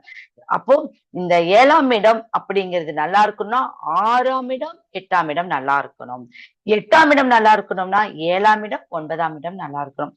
இப்படி நம்ம வந்து அந்த ரீதியா பார்த்தாதான் ஒரு நல்ல ஒரு பர்ஃபெக்டான ஒரு விஷயத்த நம்ம மக்களுக்கு சொல்ல முடியும். அப்ப 8ங்கிறது விருச்சிகம். இந்த விருச்சிகத்துல யார் பிறந்தாங்களோ அவங்களுக்கு என்ன ஒரு திறமை இருக்குன்னா, ராஜ்யம் ஆளக்கூடிய திறமை உண்டு. பவர் அப்படிங்கிற ஒரு அவங்க இடத்துல சந்திரன்லாம் நீங்க பார்க்கவே வேண்டாம். அந்த இடத்துல என்ன அப்படின்னா, ஒருத்தர் கட்சியில ஒரு கொடி கட்டி பறக்கிறாருன்னா நீங்க கேளுங்க, அவர் விருச்சிக ராசி இல்லாட்டி விருச்சிக லக்னமா இருப்பாங்க. ஒரு ஆளுமை திறன் 10 பேத்த வச்சு வேலை வாங்குறாங்கன்னா அவங்களும் விருச்சிக ராசியாகவோ விருச்சிக லக்னமாவோ இருப்பாங்க. அவங்க கிட்ட தெய்வ கடாட்சம், அவங்க எந்த ஜாதியினரா இருந்தாலும் சரி, எந்த மதத்தினரா இருந்தாலும் தெய்வ கடாட்சம் 100% அவங்க கிட்ட வரும். அவங்க வந்து எனக்கு வந்து கடவுள் இல்ல, எனக்கு வந்து ஆன்மீகம் இல்ல அப்படிங்க சொல்லக்கூடியவங்களா எப்பவுமே இருக்க மாட்டாங்க. ஓகே, அதுக்கு உண்டான ஒரு மந்திரம் எந்திரம் என்ன அப்படின்னா பால சண்முக எந்திரம். நம்ம அங்க வந்து பால ஷடாட்சர எந்திரம் சொன்னோம், இங்க வெறும் பால சண்முக எந்திரம். இதே பால சண்முக எந்திரம்னா நம்ம வந்து குழந்தையான ஒரு பாலகனை நம்ம எடுத்துக்கிறோம். இதுக்குண்டே ஒரு மந்திரம் பாத்தீங்கன்னா ஓம் ஹ்ரீம் தும் துர்காய நமக. ஓம் ஹ்ரீம் தும் துர்காய நமக. இதுக்கு உண்டான ஒரு மூலிகை பாத்தீங்கன்னா மஞ்சை கிளுகிழுப்பை. நம்மளுடைய அந்த வயல்வெளிகள் எல்லாம் இருக்கும், மஞ்சை கிளுகிழுப்பைன்னு சொல்லுவாங்க. அதோடைய மூலிகை நம்ம எடுத்துக்கணும். ஓகே, அடுத்து தனுசு. தனுசு அப்படின்னா ஒரு பிறப்பிலேயே மிகவும் அரிதான ஒரு ராசி வந்து தனுசு. காலபுருஷத்துக்கு 9. இந்த திரிகோணம் அப்படிங்கிறது 1, 5, 9ங்கிறது நம்ம எல்லாத்துக்குமே தெரியும். ஓகே, அப்ப 1, 5, 9ங்கிறது பேசிக். இப்போ அங்கிறது பேசிக், ஏபிசிடிங்கிறது பேசிக். அதே வந்து ஆப்பிள், இப்ப வந்து ஏங்கிறது ஆப்பிள்னு சொல்லலாம், நம்ம அப்பான்னு சொல்ல, எப்படி வேணாலும் நம்ம எடுத்துக்கிறோம் இல்லையா? அப்ப பேசிக்ங்கிறது ஏ தானே. அப்போ அதே மாதிரிதான் பேசிக் ரொம்ப பவர்ஃபுல்லான ஒரு விஷயம். அப்ப பேசிக்கான ஒரு காலபுருஷ தத்துவத்துல பாத்தீங்கன்னா மேசம் சிம்மம் தனுசு இது வந்து ரொம்ப பவர்ஃபுல்லான ஒரு விஷயம். அப்ப இந்த தனுசுல வந்து என்னெல்லாம் அங்க வந்து அமைப்பு இருக்குன்னா, குருவுடைய வீடு, குருவுடைய அம்சம். அந்த இடத்துல ஏதாவது உச்சமாகுதா நீசமாகுதா கிரகங்கள்? எதுவுமே இல்லை, கிளியரா இருக்கு இல்லையா? அப்ப கிளியரா இருக்கக்கூடிய விஷயம் வந்து அப்பா ஸ்தானம், கௌரவஸ்தானம், பூர்வ புண்ணிய ஸ்தானம், பாக்கியஸ்தானம் எல்லாமே அந்த இடத்த வச்சுதான் நம்ம பாக்குறோம். அப்ப அந்த இடம் ஏதாவது கெட்டுருச்சு, அந்த குரு பகவான் நீசம் ஆயிட்டாரு அப்படின்னாதான் நம்மளுக்கு வர வேண்டியது எல்லாமே வந்து மூக்கு சுத்தி காதை சுத்தி வரும். ஓகேவா? சோ இத வந்து நம்ம ஜோதிட ரீதியா பாக்குறது. அப்ப தனுசுல பிறந்தாங்க அப்படின்னா அவங்க தட்சிணாமூர்த்திக்கு தான் ரொம்ப பவர். அந்த இடத்துல வந்து தட்சிணாமூர்த்தி கடவுளை வந்து ரொம்ப அவங்க கும்பிடணும். ஓகே, இதுக்கு தன சக்கர எந்திரம், தன சக்கர எந்திரத்தை நீங்க பயன்படுத்தணும். இதோடைய மூலிகை பாத்தீங்கன்னா ஓம் ஐம் கிளீம் பிரகஸ்பதியே நமக. இந்த பிரகஸ்பதிங்கிறது வந்து குரு பகவானுக்கு இன்னொரு பெயர். ஓகேவா? நம்ம பிரகஸ்பதிங்கிறது வந்து ரொம்ப பவரான ஒரு அமைப்பு. அந்த நேம்ல வச்சு நம்ம அந்த இடத்த நம்ம சொல்றோம். இதனுடைய மூலிகை சிவனார் மூலிகை. இதனுடைய மூலிகை பாத்தீங்கன்னா சிவனார் மூலிகை. இந்த மூலிகை வச்சு நீங்க வந்து சொல்லக்கூடிய அமைப்பு இருக்கு. எல்லா தடங்களும், யாராவது வெளிநாட்டுக்கு போக முடியல, என் பையன் வந்து ஃபாரின்ல இருக்க, இங்க வர முடியல, அவனுக்கு 2வது திருமணம், என்னன்னா 2வது திருமணம், ஒரு திருமணம் ஃபெயிலியர் ஆயிடுச்சு, 2வது திருமணம் பார்க்கணும், அப்படி இருந்தா கண்டிப்பா இதை நீங்க பயன்படுத்தும் போது இந்த விஷயங்கள்லாம் உங்களுக்கு அற்புதமா வேலை செய்யக்கூடிய அமைப்பு இருக்கு. ஓகேவா? அடுத்தது மகரம். மகரம் என்பது என்ன அப்படின்னா காலபுருஷத்துக்கு 10. ஒருத்தர் தொழில் செய்யணும், நல்லா இருப்பாரா, தொழில் ரீதியான நல்ல விஷயங்கள் நடக்குமானா கண்டிப்பா மகரத்தை பார்க்கணும். அப்ப மகரத்துல நீங்க எல்லாரும் வந்து அஷ்டவர்க்கம் எல்லாம் பார்ப்பீங்க. இந்த அஷ்டவர்க்கத்துல மகரத்துல நிறைய பரல்கள் இருந்துச்சு அப்படின்னா கண்டிப்பா அவங்க தொழில் ரீதியா 100% ஜெயிச்சிடுவாங்க. அப்ப அந்த மகரத்தை வச்சுதான் சொந்த தொழில் செய்வாங்களா, இல்ல ஒருத்தர் கிட்ட வந்து வேலைக்கு போவாங்களான்னு பார்த்து சொல்லணும். நீங்க வந்து 7ஆம் இடத்தையோ மத்ததையோ வச்சு சொல்லவே கூடாது. மகரத்தை அவங்க எந்த லக்னமாக இருந்தாலும் பரவாயில்ல. இப்ப அவங்க வந்து ஒரு மேசம்லானா அது மகரத்துக்கு 10. அதே ரிஷபா இருந்தா அது வராது இல்லையா? ஆனா எந்த லக்னமா இருந்தாலும் மகரம் கூடிய ஒரு இடத்தை நீங்க வச்சு பார்க்கும்போது அற்புதமான விஷயம் உங்களுக்கு கைக்குடி வரும். அப்பதான் அவங்க மகரம் தான் காலபுருஷ அதான் சொன்ன நிரந்தரமான ஒரு விஷயத்த வச்சுதான் நம்ம மத்ததை வந்து ஆட் பண்ணணும். ஓகே, அப்ப மகரத்துல அதிக பரல்களோ, மகரத்துல என்ன கிரகங்கள் இருக்கோ அந்த வேலைதான் செய்வாங்க. அந்த அமைப்பு தான் அவங்களுக்கு நடக்கும். அது நல்லா இருந்துச்சுன்னா கூட்டு தொழிலோ இல்ல சொந்த தொழிலோங்கிறத நீங்க சொல்லலாம். மகரத்துல பிறந்தவங்களுக்கு பாத்தீங்க அப்படின்னா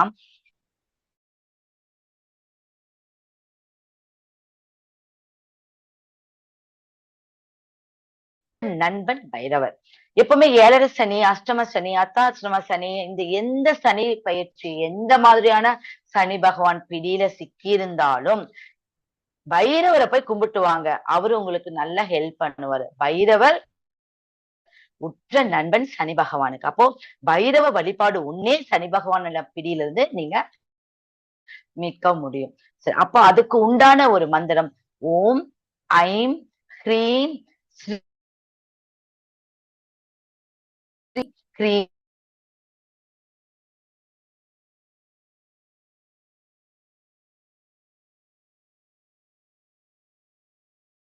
சாத மந்திரத்துக்குலாம் 48 முறை நீங்க போட்டுக்கோங்க. இந்த சனி பகவானுக்கு நீங்க சொல்லக்கூடிய மந்திரம் பாத்தீங்கன்னா 19 முறை நீங்க சொல்லிட்டு வாங்க. கண்டிப்பா உங்களுக்கு நல்ல பலன் கிடைக்கும். இதற்கு உண்டான மூலிகை யானை வணங்கி. இந்த யானை வணங்கி நான் வந்து ஒரு மூலிகை ஆராய்ச்சி பண்ணிட்டு இருக்கிறவங்க. நான் வந்து மூலிகையை வச்சுதான் நிறைய விஷயங்கள் எனக்கு இந்த ஜாதகத்துக்குள்ள வந்ததுல இருந்தே மூலிகை மேல ரொம்ப இன்ட்ரெஸ்ட். என்ன மூலிகை கேட்டு ஒண்ணுல ஒரு காட்டுவாசி கிட்ட போய் அவங்க கிட்ட உட்கார்ந்து இது என்ன அது என்ன இது என்ன வேலை செய்யும்னு பார்த்து அதை நான் வேலை பார்த்து நான் என்னுடைய குடும்பத்துக்கு கொடுத்து என்னுடைய இடத்துல பண்ணிதான் அந்த ஒரு விஷயத்த வந்து நான் தெரிஞ்சுக்கிறேன். அதே மாதிரி மூலிகைக்கு ரொம்ப பவர் உண்டு. உண்மையாவே சொல்றேன். நம்ம வீட்டு பக்கத்துல எது இருந்தாலும் முடியும். ஒரு கடுகு கூட மூலிகை தாங்க. ஒரு கடுகை இறைச்சா வீட்டுல சண்டை வரும்னு சொல்றாங்க இல்லையா? காமனா பெண்களுக்கு எல்லாம் தெரியும். ஏன் அதை சொல்றாங்க? கடுகு வந்து தூவி விட்டா நம்ம பின்னாடி வந்து எந்த ஆத்மாவும் வராதாம். அதுக்காக தான் வந்து கடுகை இறைச்சி விடாத, பிரச்சனைகள் அதிகமாயிடும் அப்படின்னு சொல்லுது. அப்ப கடுகு சாப்பிடுறவங்களுக்கு உடம்புல எந்த கெட்டதும் யாரும் செய்வினையே செய்ய முடியாது. கடுகு நிறைய யூஸ் பண்றவங்களுக்கு அதனாலதான் கடுகு எண்ணெயை வந்து பயன்படுத்துறாங்க. ஓகேவா? அந்த செல்ஸ் இருக்கு உடம்புல அதுக்குள்ள வந்து மயிர்காலுகள் அந்த கடுகு என்ன போடும்போது செய்வினை கோளாறுகள் யாருக்குமே அண்டாது. ஓகே, அப்ப இந்த யானை வணங்கிங்கிற மூலிகையை நீங்க ஃப்ரெஷ்ஷா பார்த்திருப்பீங்களா இல்லைன்னு தெரியாது. அப்படியே இவ்வளவு பெருசு இருக்குங்க. அந்த அப்படி யானையோட தும்பிக்கை இருக்கு இல்லையா? அந்த தும்பிக்கையை வளைஞ்சு அந்த யானை நீங்க தொட்டு பார்த்தா எப்படி இருக்குமோ அதே மாதிரி ஃப்ரெஷ்ஷா இருக்கும்போது இருக்கும். அதை எடுக்கிறது ரொம்ப கஷ்டம். ரொம்ப ரொம்ப கஷ்டம். அப்படின்னா என்ன அப்படின்னா ஒரு தெய்வ கடாட்சம் இருந்தாதான் அந்த மூலிகையே எடுக்க முடியும். ஒரு நிமிஷம்.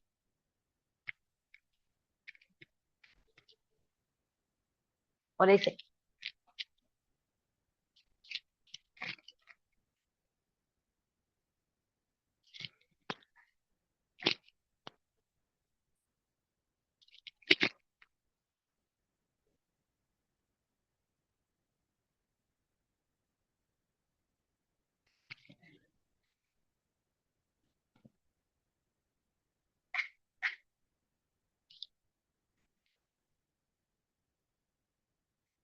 கேக்குதுங்களா? ஓகே, அடுத்ததா நம்ம பாக்குறது வந்து கும்பம். கும்பம் அப்படின்னு பாத்தீங்க அப்படின்னா காலபுருஷத்துக்கு 11ஆம் இடம். இந்த 11ங்கிறது லாபஸ்தானம். இப்ப அதிகமா ஒருத்தர் உழைப்பாங்க, ஆனா நல்ல ஒரு லாபம் அவங்களுக்கு வராது.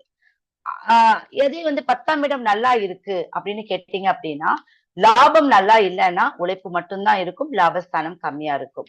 அதே 11ஆம் இடம் ரொம்ப நல்லா இருந்து 10ஆம் இடம் கெட்டு போனாலும் அவங்க எது செஞ்சாலுமே அவங்களுக்கு லாபஸ்தானங்களை உண்டு பண்ணக்கூடிய அமைப்பு இருக்கு. சரி, இப்ப இந்த கும்பத்துக்கு உண்டான ஒரு அமைப்பு அப்படின்னு பாத்தீங்க அப்படின்னா ஸ்ரீ கணபதி எந்திரம், ஸ்ரீ கணபதி எந்திரத்தை இவங்க பயன்படுத்தணும். இதுக்கு உண்டான ஒரு மந்திரம் வந்து ஓம் ஸ்ரீம் ஸ்ரீம் உபேந்திராய அச்சுதாய நமோ நமக. ஓம் ஸ்ரீம் ஸ்ரீம் உபேந்திராய அச்சுதாய நமோ நமக. இந்த மந்திரத்தை அவங்க உச்சரிச்சுட்டு வரணும். இதுக்கு உண்டான மூலிகை அப்படின்னு பாத்தீங்கன்னா தகரை, தகரை மூலிகை அப்படிங்கிறது ஒண்ணு இருக்கு. இப்ப அடுத்தபடியா மீனம். நம்ம வந்து லாஸ்ட் லக்னம் ராசிக்கு வந்தாச்சு. மீனம், இந்த மீனம் அப்படிங்கிறது மோட்ச ராசி. எல்லாமே நம்மளுக்கு என்ன பிரச்சனைகள் இருக்கோ அது அதோட கழிஞ்சுது அப்படிங்கக்கூடிய அமைப்பு இருக்கு. ஒருத்தர் வந்து நல்ல அமைப்புல இருக்காங்களா, அவங்க வெளிநாட்டுல இருக்காங்களா, அவங்களுக்கு வெளிநாட்டு யோகம் இருக்கா, அவங்க நல்ல ஹலோ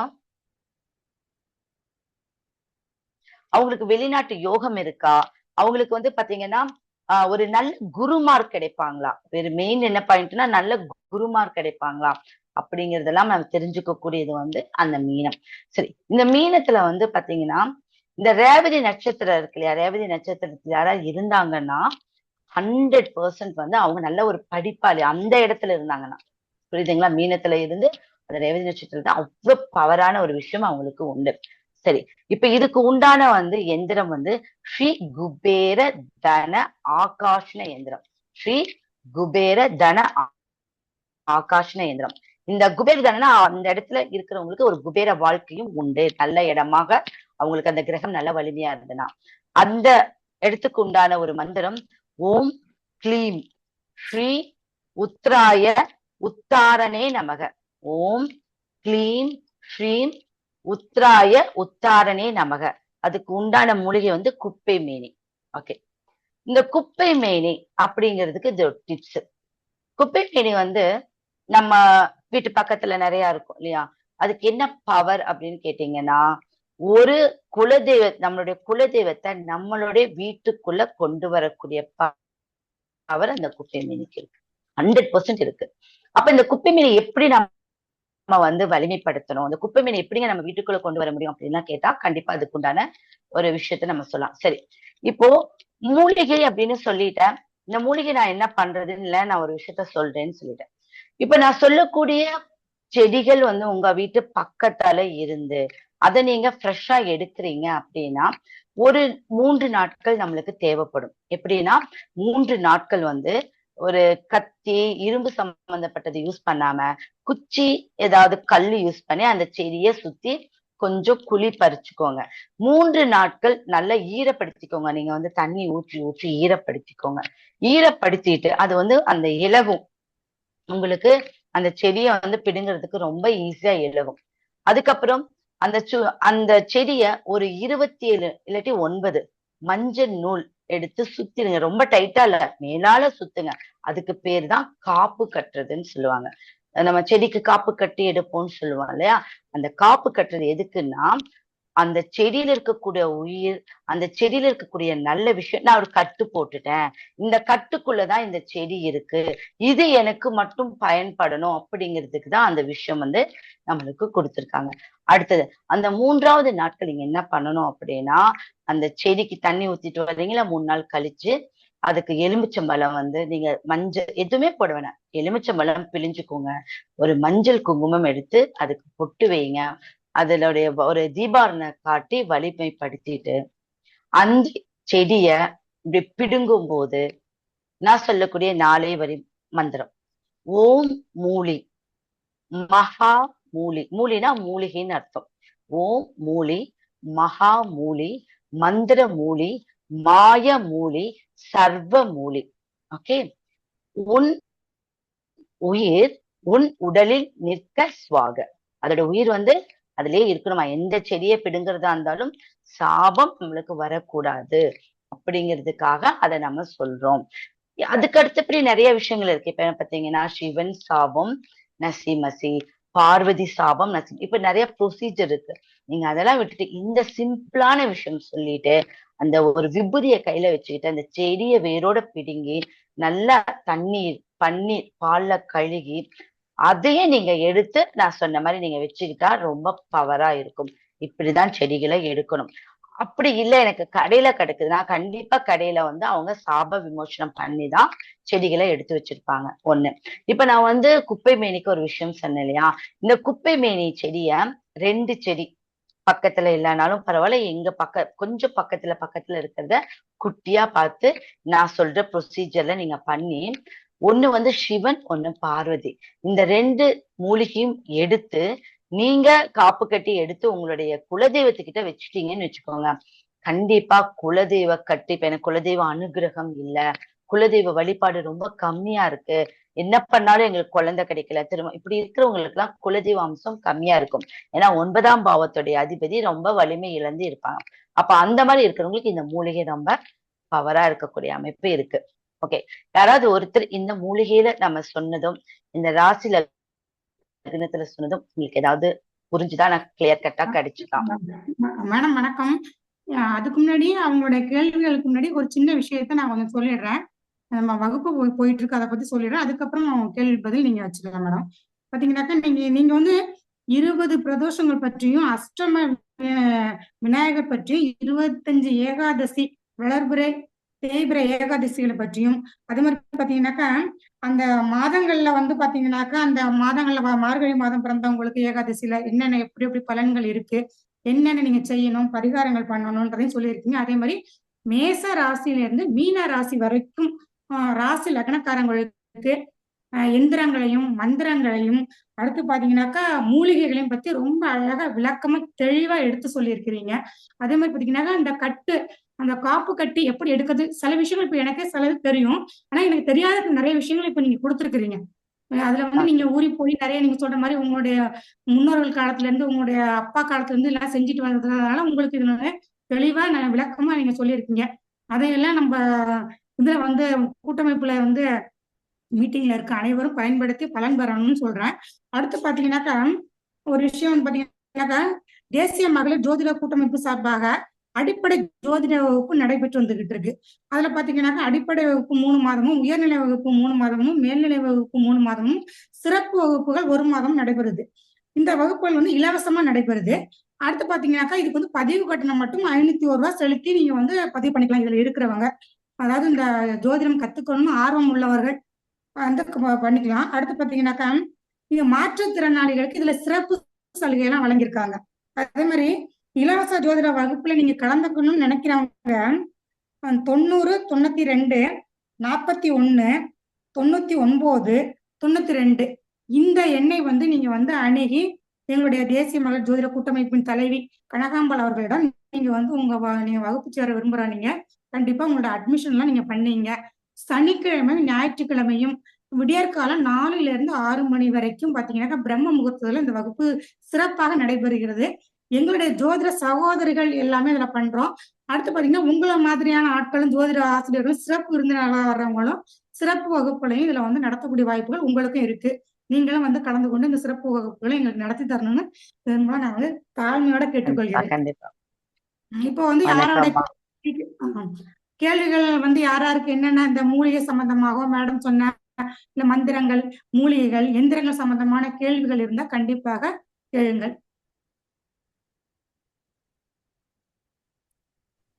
ஹலோ, வணக்கம் மேடம். வணக்கம் சார். மேடம், இந்த வாக்குப்பளித்ததுக்காக சொன்னீங்க, அதை ஒன்ஸ் ரிப்பீட் பண்ண முடியுமா மேடம்? செந்நாயுருவி செடி, பச்சை நாயுருவி செடி சொல்லியிருக்கேன் இல்லைங்களா? ஆமா மேடம், ஆமா. ஓகே, ரிப்பீட் பண்ண முடியுதா? என்னன்னா நீங்க என்னன்னா ஐயா நீங்க வந்து ரெக்கார்ட் ஆயிருக்கும். ரெக்கார்ட் வந்து யூடியூப்ல வந்து உங்களுக்கு வந்து என்னன்னா வேற ஏதாவது கேட்டீங்கன்னா அதுக்கு நான் டக்கு டக்குன்னு சொன்னா மேடம் ஏற்கனவே சொன்னதெல்லாம் நீங்க அங்க போய் பாத்துக்கலாம். அது இல்லாம வேற சந்தேகங்கள் இருந்தா இப்ப நீங்க கேட்டீங்கன்னா அவங்க கண்டிப்பா மேடம் உங்களுக்கு சொல்லுவாங்க. நானே பாத்தீங்கன்னா ஏகாதசிக்கு பிரதோஷத்துக்கு சொல்லியிருக்கேன். இப்போ அடுத்தா ஒவ்வொரு மாசத்துக்கு பௌர்ணமியில என்ன விசேஷம் இருக்கு, இப்ப பௌர்ணமியில இப்ப தை மாசத்துல பிறந்தா என்ன வழிபாடு பண்ணா அவங்க வீட்டுல என்ன பிரச்சனைகள் தீரும், இப்படி நிறைய வழிபாடுகள் இருக்கு, புரியுதுங்களா? அதுல நம்ம சில வழிபாடுகளை நம்ம எடுத்துக்கிறது ரொம்ப நல்லது. ஏன்னா எப்பவுமே வந்து நேரம் காலம்னு ஒண்ணு இருக்கு. அதை நம்ம எந்த அளவுக்கு எடுத்துக்கிறோமோ அந்த அளவுக்கு நம்ம வந்து சொன்னா உங்களுக்கு புரிஞ்சுக்க முடியும். நிறைய விஷயங்கள் உங்களுக்கு நான் கொடுத்தேன்னு வச்சுக்கோங்க, 100% புரிஞ்சுக்க முடியாது. நீங்க நிதானமா ரெக்கார்டு பார்த்தா அது எப்படி நான் சொல்லியிருக்கேன்னு நீங்க எடுத்துக்கிட்டா நீங்க அதை வழிபடுத்தி பாருங்க. மேடம், நான் பொதுவான கேள்வி ஒண்ணு கேக்குறேன். இப்போ நீங்க வந்து மேஷம் முதல் மீனம் வரைக்கும் சொல்லியிருக்கீங்கல்ல. இப்போ வந்து ஒருத்தருக்கு ஒரு தசை நடக்குதுன்னு வச்சுக்கோங்க, சுக்கிர தசை நடக்குது, சந்திர தசை நடக்குது. அப்ப அந்த கிரக தசைகள் அந்த இடத்துல இருந்து, மீனத்துல இருந்து நடக்குதோ தசை, இல்ல வந்து மேஷத்துல இருந்து தசை நடக்கும் பொழுது இந்த பரிகாரங்களை அந்த வந்து நம்ம பண்ணலாமா? இந்த மூலிகை எந்திரங்களையும் மூலிகை அப்புறம் மந்திரங்களையும் நம்ம பண்ணலாமா? கண்டிப்பா. என்னன்னா இப்ப எந்த தசை நடக்குது, அந்த தசை அந்த புத்திநாதன் ரெண்டுமே இருக்காங்க. நம்மளுக்கு என்ன இருந்தாலும் 9 கிரகத்துல தானே இருக்கு, 9 கிரகத்துக்குள்ள தானே இருக்கு. அப்போ உங்களுடைய லக்னம் உங்க ராசி தானே ரொம்ப பலம். நான் ஒருத்தருக்கு சொன்னேன், உங்க லக்னத்தையும் எடுத்துக்கோங்க ராசியும் எடுத்துக்கோங்கன்னு சொன்னேன். அப்ப உங்களுக்கு லக்னம் ராசி 2 மந்திரம் வந்துரும், 2 எந்திரம் வந்துரும், 2 மூலிகைகள் வந்துரும். அப்ப எந்த தசை நடந்தாலும் உங்க லக்னம் நல்லா பலப்பட்டுச்சுன்னா அதை எதிர்கொள்ற சக்தி உங்களுக்கு ஆட்டோமேட்டிக்கா வந்துரும் இல்லையா? அவ்வளவுதான். எப்பவுமே ஒரு சின்ன டிப்ஸ் சொல்றேன். இப்ப செவ்வாய் தசை நடக்குது. இப்ப நான் உங்களுக்கு என்ன சொன்னேன், நம்ம அந்த ஏகாதசியில இவ்வளவு விஷயங்கள் இருக்கு அப்படின்னா, அப்ப உங்க திதியை பலப்படுத்தணும்ல. இன்னைக்கு எது செஞ்சாலும் என்னத்தை நம்ம பாக்குறோம், நட்சத்திரங்களுக்கு முன்பு நம்ம என்ன பாக்குறோம், திதி இல்லையா? நல்லது கெட்டது என்னத்துக்கும். அப்ப அந்த திதியை வலிமைப்படுத்துறது ரொம்ப ரொம்ப அவசியமான ஒரு விஷயம். அப்ப அந்த திதி உங்களுக்கு எந்த ஒரு பேர்ல இருக்குன்னா அதை நீங்க வலிமைப்படுத்திட்டு போங்க. அப்ப எந்த தசை புத்தி நடந்தாலும், அது மாரக தசை பாதகாதிபதி எதுவா இருந்தாலும் கவலைப்பட வேண்டாம் அப்படின்னு. அதே மாதிரி ஒவ்வொரு கட்டத்துக்கும் திரிகோணம் பாருங்க. இப்ப வந்து உங்க தசாநாதன் ஒரு இடத்துல இருப்பாரு. இப்ப உங்களுக்கு ரிஷப ராசிக்குடைய சுக்கிரன் இப்ப கன்னியில இருக்காரு இல்லைங்களா? இப்ப கன்னிக்குடைய கிரகம் வந்து அங்க நீசம், உங்களுடைய லக்னாதிபதி அங்க போய் நீசம் ஆயிடுச்சு. இப்ப இந்த லக்னத்துக்கு திரிகோணம் என்னென்ன பார்க்கணும், மகரத்தை பார்க்கணுமா? இந்த கன்னிக்கு நம்ம மகரத்தை பார்க்கணும். அதே மாதிரி எந்த இடத்துல திரிகோணம் இருக்கோ, திரிகோணம் இருக்கோ அதை பார்த்து அந்த கிரகம் தான் உங்களுக்கு ஆக்டிவேட் ஆகும். அதுல எந்த மாற்றமே கிடையாது. ஓகே, சொல்லுங்க. நன்றி நன்றி நன்றி மேடம். அது நீங்க வந்து குப்பைமேனி செடியை பத்தி சொன்னீங்க பாத்தீங்களா, ரொம்ப சூப்பர். நிஜமாவே எனக்கு வந்து பெருசா அதுல எல்லாம் எனக்கு தெரியாது. குப்பைமேனி செடி சும்மா நீங்க சொன்ன மாதிரி ஒரு ஷாப் கொஞ்சம் சொல்லி எடுத்துட்டு வந்து மஞ்சள் தடவி ஒரு பாக்ஸ்ல வச்சு குலதெய்வத்தை நினைச்சிட்டு குங்குமம் வச்சுட்டு அதுல என்ன பண்ண, ஒரு பேப்பர்ல நீங்க சொன்ன மாதிரி ஒரு பேப்பர்ல எங்களோட வேண்டுதல்கள் எல்லாம் எழுதி அதுல வச்சிருந்தேன். வச்சுட்டு பூஜை பண்ணும்பொழுது தூப ஆராதனை காட்டிட்டே இருப்போம். நான் வச்சிருந்த அத்தனை வேண்டுதல்களும் எனக்கு அதுல நிறைவேறிச்சு. கண்டிப்பா. குப்பைமேனி காலத்துல நம்ம என்ன பண்ணாங்கன்னா, உடம்புல வந்து டஸ்ட் கெட்டது, அந்த கெட்டதெல்லாம் போக்குறதுக்கு வந்து பயன்படுத்தினாங்க. அது வழிமுறை என்ன ஆயிடுச்சு, ஸ்கின் அலர்ஜி, ஸ்கின் நோய் இப்படி எல்லாம் வந்து சோப்பு வடிவத்துல வந்துச்சு இல்லையா? அப்ப குப்பைமேனி நம்ம உடம்புல இருக்க கெட்டது வெளியேற்றுது, சிம்பிள் விஷயம். அப்ப நல்லது மட்டும் தக்க வச்சுக்குது இல்லைங்களா? அப்ப அது குலதெய்வத்துக்கு ஒப்பான விஷயம் அப்படின்னா அந்த காலத்திலேயே எழுதி வச்சிருக்காங்க. இன்னொரு டிப்ஸ் உங்களுக்கு சொல்லணும் அப்படின்னா, நீங்க கேள்விகள் ஓகே, ஆனா டிப்ஸ் நீங்க நிறைய விஷயங்களை நீங்க எடுத்து வச்சுக்கோங்க. இப்போ ஒருத்தருக்கு வந்து குழந்தை கிடைக்கல, ஓகே, திருமணம் ஆகல, இப்படி 2 விஷயம் இருக்கு. இப்போ நம்ம பழமொழி, இப்போ சஷ்டியில் சட்டியில் இருந்தால் அகப்பையில் வரும்னா, சஷ்டியில் விரதம் என்றால் அகம் என்ற கர்ப்பப்பைக்குள் வந்து குழந்தை வரும். இதுதான் அதோடைய கான்செப்ட். அப்போ கார்த்திகை நட்சத்திரம் வருது இல்லையா ஒவ்வொரு மாதத்திலும், அதுல அந்த கார்த்திகை நட்சத்திரம் வரும்போது எல்லாமே 6 அரச மர இலை எடுத்துக்கோங்க. கார்த்திகை பெண்களை நீங்க வலிமைப்படுத்துறதுக்கு 6 அரசமர இலைக்கு மேல ஒரு அகல் விளக்கு, அதுல வந்து இழுப்பு எண்ணெய் பச்சை கற்பூரம் போட்டு தீபம் ஏற்றி வராகி அம்மன் இல்ல நரசிம்மர் வித்தியாசமான உருவம் கொண்ட கடவுளுக்கு நீங்க வந்து பிரேயர் பண்ணா 100% உங்களுக்கு அந்த காரியம் 7 வாரம் இல்ல 9 வாரத்துல சக்சஸ் ஆயிடும். அரச மரம் மாத கார்த்திகைக்கு பண்ணலாமா? ஆமா. ஏன் அரச மரம் அப்படின்னா, அரச மரம்ங்கிறது அந்த காலத்துல அரச மரம் ஆலமரம் தான் எல்லாமே தீர்ப்பு வணிகம் கட்ட பஞ்சாயத்து அனைத்தும் வந்து கிரேக்க காலத்துல ரோமானியர்கள் காலத்துல எல்லாமே அங்கதான் வந்து நம்ம இருந்தது. அப்பெல்லாம் ஏதாவது கோர்ட் இருந்துச்சா? எதுவுமே கிடையாது. தங்கம், வெள்ளி, வைரம், வைடூரியம் அனைத்தும் அந்த இடத்துலதான் வியாபாரம் ஆச்சு. அதனாலதான் அந்த மரத்துக்கு 2 மரத்துக்கும் அவ்வளவு ஒரு பவர் இருக்கு. அப்ப அந்த இடத்துக்கு போனா எந்த விஷயம் தீர்ந்துருங்கிறது தானே ஒரு கணக்கு. அதே மாதிரி கார்த்திகை பெண்கள் 6 கார்த்திகை பெண்களுக்கு வந்து பலம் என்ன அப்படின்னா, ஒரு குழந்தையை உருவாக்குனாங்க, ஒன்றா திரட்டி அந்த குழந்தையை வளர்த்துனாங்க. அதனால இந்த கார்த்திகையில வரக்கூடிய அந்த நட்சத்திரத்துக்கு அவ்வளவு பவர். சூரிய பகவான் தான் அதுக்கு வந்து அதிபதி இல்லையா? அப்ப சூரியன் தானே வந்து குந்தி தேவிக்கு வந்து அருள் பாலிச்சு குழந்தை வரம் கொடுத்தாரு. இப்படி நிறைய விஷயங்கள் உள்ள அடங்கியிருக்கு. அதே மாதிரி நீங்க சொல்லும்போது புதனை பத்தி சொன்னீங்க பாருங்க. நிறைய பேர் புதன் நீச்சம்னு சொல்லிட்டு, ஐயோ புதன் நீச்சம், உனக்கு படிக்க வராது, படிப்பு அந்த வராது. குழந்தைங்க தான் கலெக்ட் ஆவாங்க. அந்த குழந்தைங்க தான் கலெக்டரா இருப்பாங்க. எங்க பெரிய பொண்ணு படிப்பா புதன் அந்த குழந்தை. எங்க பொண்ணு புதன் நீச்சம். என் பொண்ணு டாக்டருக்கு இப்ப படிச்சிட்டு இருக்காங்க, 4வது வருடம். இந்த நிறைய மெடிக்கல் தப்பான காலேஜ்ல. நம்ம ஜோதிடர்களே சில தப்புகள் நம்ம செஞ்சிடறோம். என்னன்னா நானும் ஜோதிடர் தான். இப்ப வந்து ஒருத்தருக்கு ஒருத்தர் ஒரு விஷயங்களை தெரிஞ்சு வச்சிருக்கோம் இல்லையா? இப்ப எனக்கு தெரிஞ்சது உங்களுக்கு தெரியாது, உங்களுக்கு இப்படி நம்ம எல்லாம் பகிர்ந்துகிட்டா மட்டும்தான் சில விஷயம்.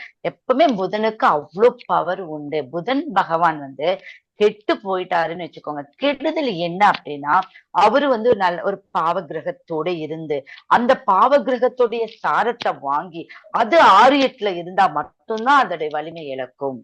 ஓகே, அப்ப அந்த வலிமை வந்து புதனுக்கு மட்டும் என்ன அப்படின்னா, ஒரு சின்ன வெளிச்சம் கொடுத்தாவே போதும், அது சார்ஜ் ஏறிக்கும். அப்ப ஏதாவது நல்ல கிரகங்கள் பார்த்துட்டு அதோட வேலை அது செஞ்சுக்கிட்டே இருக்கும். அதனாலதான் நம்ம மூளைங்கிறது புதன். மூளைங்கிறது புதன். இந்த புதனை ஆக்டிவேட் பண்ணணும் அப்படின்னா முடக்கத்தான் கீரை இருக்கு இல்லையா? நான் சொல்றதெல்லாம் உங்களுக்கு மியூட் போடுங்கம்மா. முடக்கத்தான் கீரை. இந்த முடக்கத்தான் கீரைய கார்த்திகா போட்டாங்க. சொல்லுங்க மேடம். போட்டாங்க மேடம், நீங்க மியூட் எடுங்க, மியூட் எடுங்க. ஓகேவா மேடம் ஒரு சந்தேகம் கேட்கலாங்களா? சொல்லுங்கம்மா. வணக்கம் மேடம். வணக்கம். உங்க பேர் சொல்லிட்டு சொல்லுங்க. நான் பொள்ளாச்சி ராசி மலர்விழிங்க. சொல்லுங்கம்மா. இப்போ நீங்க வந்து எந்திரத்தை வந்து நீங்க பண்ண முடியல அப்படின்னா, ஒரு ஒயிட் ஷீட்ல அந்த எந்திரத்தோட பேரை மட்டும் எழுதி வச்சுட்டு அதை பூஜை அறையில வச்சுட்டு அதோடைய மந்திரங்களை வந்து நீங்க எத்தனை தடவை சொல்லியிருக்கீங்களோ அது சொன்னா போதுமாங்க மேடம்? முடியாதவங்க இப்போ ஒரு விஷயம் செய்யவே முடியல, அப்ப அதுக்கு பலன் அளிக்காதான்னு கேட்டா, நம்ம எதையோ ஒண்ணு செஞ்சு சாப்பாடு செஞ்சு கொடுக்குறோம்ல குழந்தைகளுக்கு. ஒரு தக்காளி இல்ல, வெங்காயம் இல்ல, என்ன பண்ணுவோம்? எதையோ ஒண்ணு செஞ்சு கொடுக்குறோம்ல, வயிறு நிறையுதுல. அந்த மாதிரி நம்மனால நம்ம அது பண்ண முடியல, எனக்கு வந்து அது பண்ண முடியல அப்படிங்கிறவங்களுக்கு இந்த டிப்ஸ சொல்றேன். அதுக்கும் பவர் இருக்கு. அப்புறம் இன்னொரு கேள்வி. ஓகேங்க. இன்னொரு கேள்வி. இப்போ ஒருத்தங்க வந்து ஒரு லக்னம் ஒண்ணா இருக்கும், ராசி ஒண்ணா இருக்கும், நடப்பு திசை ஒண்ணா இருக்கும், அந்த லக்னாதிபதி நிக்கிற இடம் ஒண்ணா இருக்கும். இப்படி இருக்கிற எல்லாருக்கும் இதுதான் உண்மையான கான்செப்ட். இப்ப இவங்க வந்து ஒரு விஷயத்துல ஜெயிக்கணும் அப்படின்னா இது எல்லாத்தையுமே ஃபாலோ பண்ணவா, இல்ல எந்த விஷயத்த ஃபாலோ பண்ணா இவங்களுக்கு ஓகே ஆகும்? எல்லா விஷயத்தையும் ஃபாலோ பண்ணா ஒண்ணுமே நடக்காது. தானே? எப்பவுமே பிராக்டிக்கலுக்கு வாங்க. நான் எல்லாம் எப்படி தெரியுமா சொல்லுவேன், பிராக்டிக்கல் லைஃபுக்கு வாங்க. ஓகேவா? பிராக்டிக்கல் லைஃப்ல இப்ப ஓகே புத்தி நடக்குது, தசா புத்தி, இப்படி எல்லாம் ஒன்னா போட்டா நம்ம குழம்பிடுவோம் இல்லையா? கண்டிப்பா. நம்மளுக்கு என்ன தேவையோ அதை மட்டும் எடுத்துக்கணும். இப்ப ஒரு உதாரணத்தோட சொல்லுங்க மேம். இப்ப நீங்க கேட்ட இப்ப வந்து ஒரு லக்னம், இப்ப நான் என்ன சொன்னேன், இப்ப உங்களுக்கு என்ன சொன்னேன், நான் என்ன லக்னம்? லக்னம்னா யாரு?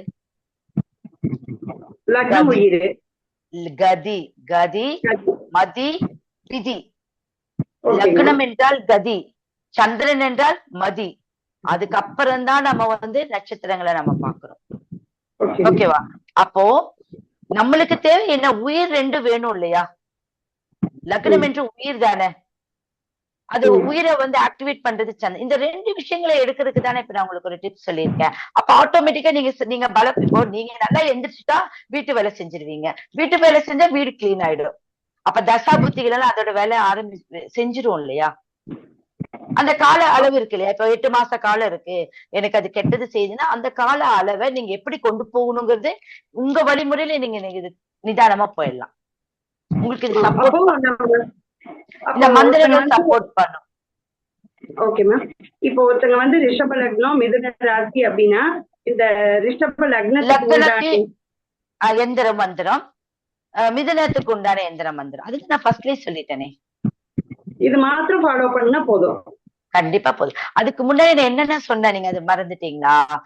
அஷ்ட கணபதி, நம்ம கணபதி சொன்ன இல்லையா? முதல்ல எடுத்தோன்னே நான் இப்ப ராசி லக்னத்துக்கு சொல்றதுக்கு முன்னாடி நான் உங்களுக்கு நிறைய விஷயம் சொல்லியிருக்கிறேன். அந்த கணபதி இல்லாத ஒரு சிவபெருமான் ஒரு யாகம் நடத்தினாராம். அந்த யாகத்தை வந்து வெற்றி அடையல, ஏன்னா அவர் வந்து விநாயகரை கூப்பிடலையா. அப்போ சிவபெருமானுக்கே அந்த மாதிரி இருக்கும்போது நம்ம மக்கள் இல்லையா, விநாயகர் இல்லாத பூஜை வெறுமன பூஜை. அப்ப நான் என்ன உங்களுக்கு ஒரு பவர் மந்திரத்தை ஃபர்ஸ்ட் என்ன சொல்லி கொடுத்தாங்க? அந்த கணபதி, பால கணபதி, உஷ்டகன், இப்படி இந்த கணபதிய முதல்ல நீங்க சொல்லுங்க. அந்த 8 கணபதியை 8 முறையாச்சு சொல்லுங்க. அஷ்ட சித்திகளும் உங்களுக்குள்ள உருவாயிடும். அதுக்கப்புறம் தான் அடுத்தது என்ன சொன்ன? குலதெய்வத்தை சொல்லுங்க. அதுக்கு அடுத்தது உங்ககிட்ட என்ன சொன்ன? காவல் தெய்வம். அதுக்கு அப்பாற்பட்டதுதான் இந்த ராசி லக்னம், அதுக்கப்புறம் தானே இருக்கு. அப்ப இதை ஃபாலோ பண்ணாவே எல்லா விஷயங்களும் நடக்கும். ஒரு விஷயம், இன்னொரு டிப்ஸ் என்ன அப்படின்னா, இந்த 8 கணபதியை நினைச்சிட்டு நீங்க 8 பிள்ளையார் பிடிங்க. 8ங்கிறது அதிர்ஷ்டமா இல்லையா? 8 கண்ணமா அதிர்ஷ்டமா? நம்மளுடைய ஆயுளை தீர்மானிக்கக்கூடியது, நிர்ணயிக்கக்கூடியது 8. எனக்கு ஒரு அதிர்ஷ்டம் இருக்கான்னு பாக்குறது 8 இல்லையா? எனக்குள்ள ஒரு மறைப்பொருள் நல்ல நான் ரகசியத்தை காப்பாத்துவேனாங்கிறது 8. அப்ப அந்த 8ங்கிறத பலப்படுத்தினா நம்ம வாழ்க்கை நல்லா இருக்கும். அப்ப 8 பிள்ளையார் பிடிங்க. இந்த 8 பிள்ளையார 8 நாளைக்கு வச்சு வழிபட்டு ஒவ்வொரு பிள்ளையார கரைச்சு விடுங்க. உங்களுடைய எல்லா விஷயங்களும் அது உங்களுக்கு நல்ல நீர் போல் கரைஞ்சிரும். இது எல்லாத்தையுமே பயன்படுத்தலாம். 8 விநாயகரை சேர்த்து நம்ம கரைக்கணுமா, இல்ல அன்னன்னைக்கு கரைச்சிடணுமா? அன்னன்னைக்கு ஒவ்வொன்னு, டே பை டே ஒண்ணு. எப்படிங்க? ஆமாமா, எப்பவுமே செடிக்குதான் ஊத்தணும். மஞ்சளை வந்து செடிக்குதான் ஊத்தணும். டிச்சிலயோ பட்டலையோ போடணும். ஆற்றுக்கரைகள், ஏரிக்கரை, தண்ணிக்கரை இருந்தா அங்க கொண்டு நீர் கரையில நம்ம கரைச்சிடலாம். இப்ப நம்ம பிள்ளையார் வந்து அந்த காலத்துல வந்து மார்கழி மாசத்துல பிள்ளையார் எல்லாமே வழிவகுத்து வச்சிருக்காங்க. மக்கள், முன்னோர்கள் சாதாரணமானவர்கள் கிடையாது. ஏன் அந்த டைம்ல எந்திரிச்சு பிள்ளையார் பிடிக்க சொன்னாங்க அப்படின்னா, அந்த டைம்ல இருக்கக்கூடிய அந்த குளிர் இருக்கு இல்லைங்களா, அது வந்து உச்சந்தலையில இறங்குமா.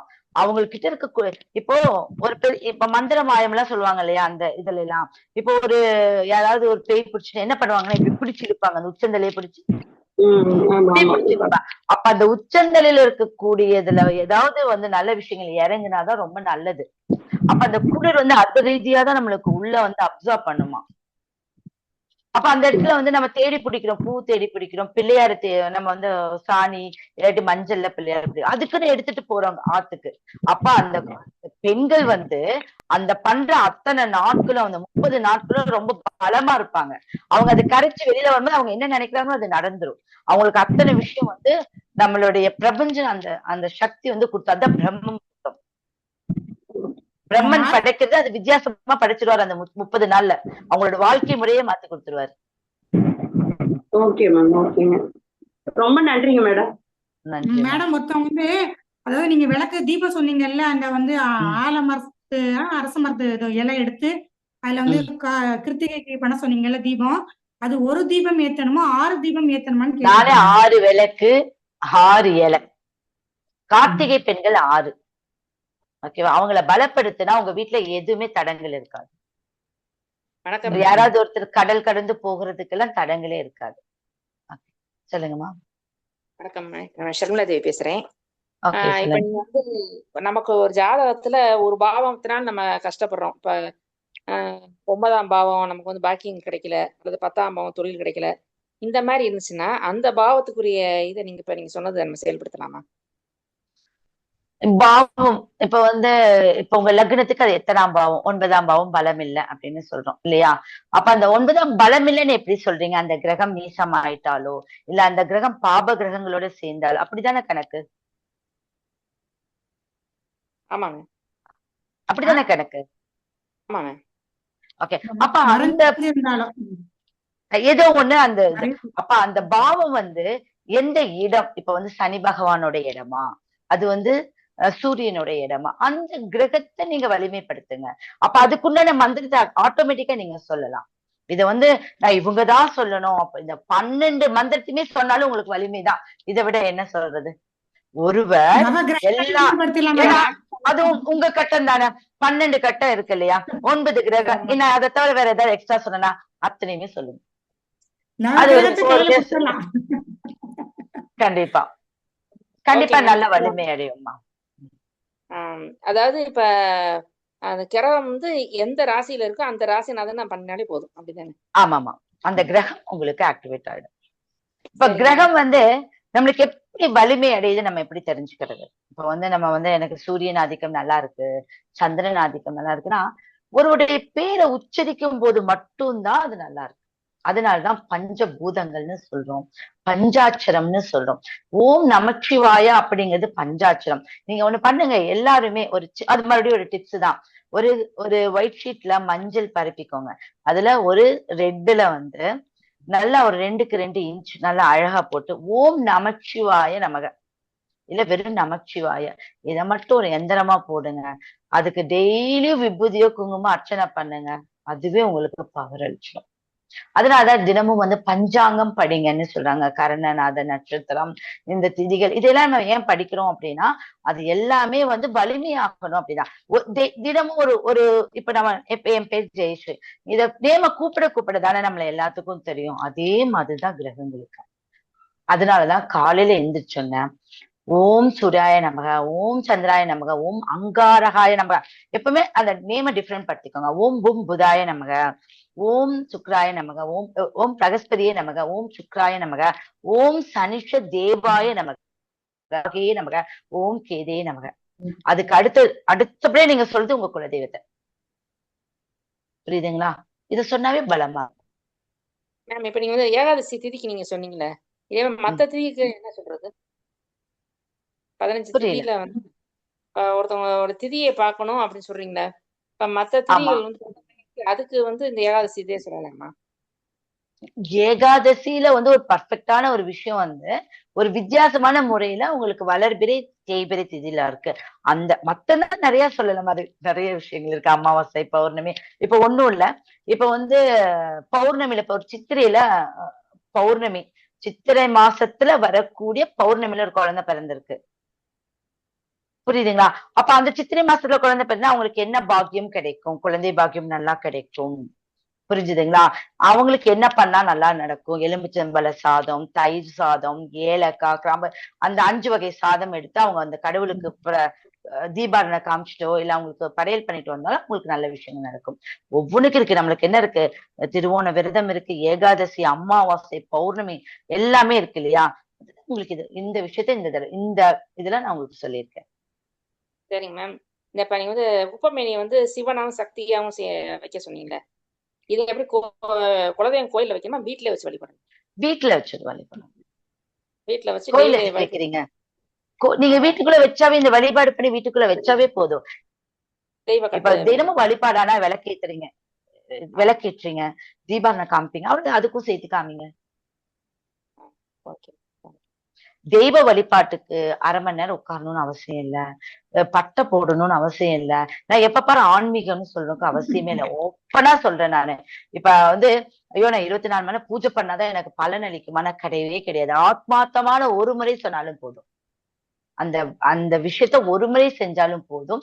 நல்லதா செய்யுங்க, நல்ல விதமா பண்ணுங்க, அவ்வளவுதான் சொல்றேன். மேடம் ஒரு டவுட் மேம். சொல்லுங்க சார். வெங்கடேசன் மேம், திருச்சி பேரு மேம். 6ல சனிக்கு எது சேர்க்க இருக்கு. ஸோ எந்த காரியம் எதுவுமே முன்னேற்றமே இல்லாம இருக்கு. என்ன பண்ணணும்? இது 6ஆம் இடத்துல. 6ஆம் இடத்துல சனிக்கு எது? 6ஆம் இடம் உங்களுக்கு அது என்ன இடம்? கடகராசி, மிதுன லக்னம். மிதுன லக்னம் நீங்க? மிதுன லக்னம், கடகராசி. Okay okay. இப்ப உங்களுக்கு மிதுன லக்னத்துக்கு 6ஆம் இடம் விருச்சிகமா? தெரியல மேம். தெரியலையா? இல்ல மேம், நான் அந்த அளவுக்கு எக்ஸ்பெர்ட் இல்ல. சரி ஓகே. அப்ப நீங்க 6ஆம் இடம் கேட்கறதுனால நான் உங்ககிட்ட சொன்னேன். இது வந்து ஜாதக ரீதியா வருது. சனி பகவானும் கேது பகவானும். கேது என்றால் என்ன? ஞானக்காரகன். இல்லையா? அப்போ ஓகே மேம். மோட்சக்காரகன் ஞானக்காரன், சனி பகவான் மந்தமாக்கக்கூடியது. அப்ப 6ஆம் இடத்துல நீங்க ஒரு கடன் வாங்க போறீங்க அப்படின்னா உங்களுக்கு 2 முறை வேலை பண்ணணும். கடனே அடிக்கிறதுக்கு கொஞ்சம் கஷ்டமா இருக்கும். அப்ப அந்த கிரகம் எந்த சாரத்துல வேலை செய்யுது, அந்த சாரத்துல இருக்கக்கூடிய அந்த கிரகம் தான் உங்களுக்கு ஆக்டிவேட் பண்ணி கொடுக்கும். அத வந்து நல்ல கிரகங்கள் பார்க்குதா இல்ல எந்த காலகட்டத்துல நம்ம நிவர்த்தி ஆகணும் அப்படி. அப்ப இன்னைக்கு நீங்க என்ன கிழமை, இது சண்டே இல்லையா? அப்ப நீங்க ஒரு முயற்சி பண்ணிட்டு இருக்கீங்க. இப்ப இது பிரசனமா எடுத்துக்கிட்டோம்னா நீங்க ஒரு முயற்சி பண்றீங்க, அது எல்லாமே பாதியில நிக்குது. ஓகே, ஆமான்னு சொல்லுங்க இல்லாட்டி இல்லன்னு சொல்லுங்க. இல்ல கரெக்ட்னு சொல்றேன். ஏன்னா சண்டேனா என்ன, சூரியன் இல்லையா? சூரியனுக்கு உகந்த நாள். அப்போ ஒரு விஷயத்தை நீங்க அடுத்த சூரியன் 7ஆம் இடத்துல நிக்குது. சூரியன் சூரியன் அப்படிங்கிறது இந்த நாளுடைய பிரபஞ்சம். இன்னைக்கு ரேவதி நட்சத்திரம். அப்ப என்ன அப்படின்னா ஒரு இடத்த வாங்க போறோம் அல்லது அடுத்த கட்டத்துக்கு போறோம் அப்படிங்கிறதுல உங்களுக்கு பாதியில நிக்குது.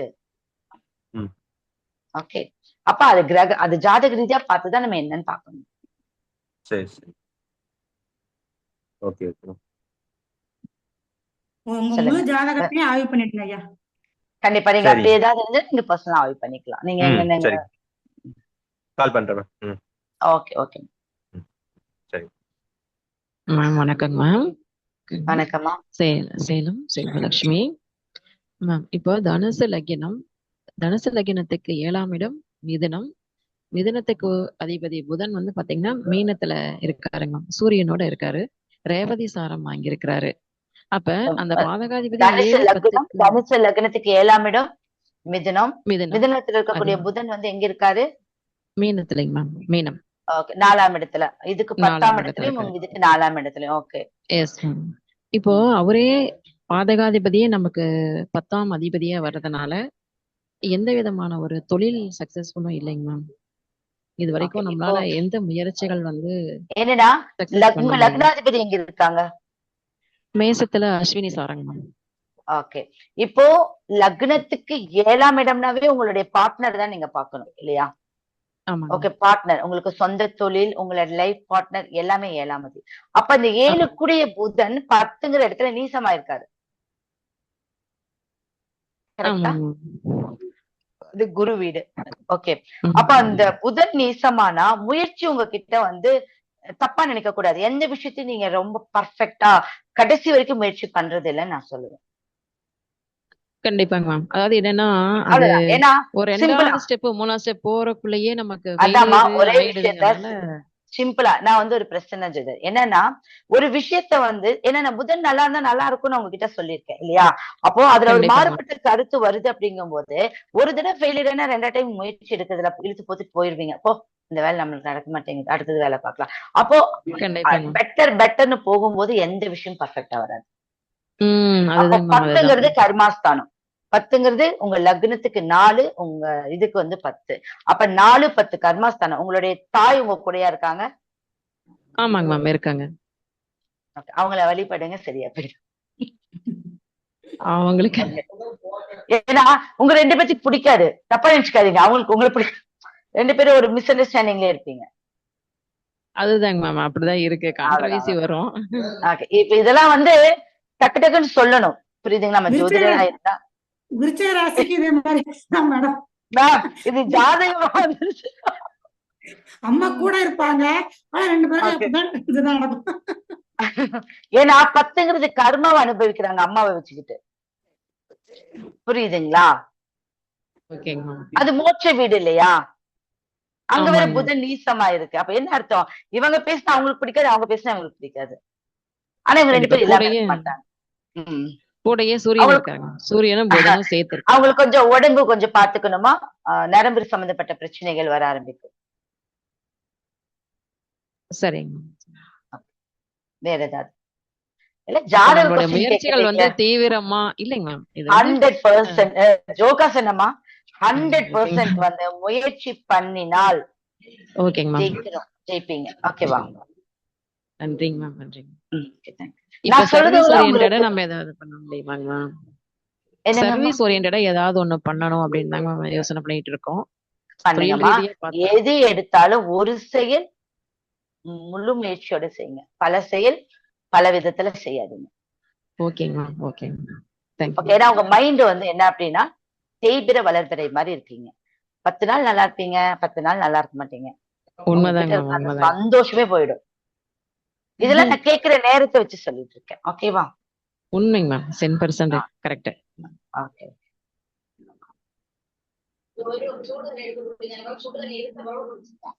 யாரோ போட்டிருக்காங்க மேம், இந்த அரசு இலை வழிபாடு பிள்ளைகள் தாராளமா செய்யலாம். ஓகேவா? உங்களுக்கு யாராவது டவுட் இருக்கா? இல்ல நான் சொன்னது உங்களுக்கு ஏதாவது பிடிச்சிருந்ததா? இதுல ஏதாவது தெரிஞ்சுக்கிற மாதிரி இருக்கா? ஸ்டூடெண்ட்ஸோட படிப்புக்கு ஏதாவது ஒரு டிப்ஸ் கொடுங்க மேம். எல்லாம் 12th எழுதுறாங்க குழந்தைங்க. ஏதாவது ஒரு டிப்ஸ் கொடுங்க மேம். ஓகே. ஸ்டூடெண்ட் அப்படின்னா என்ன? மெமரி தானே.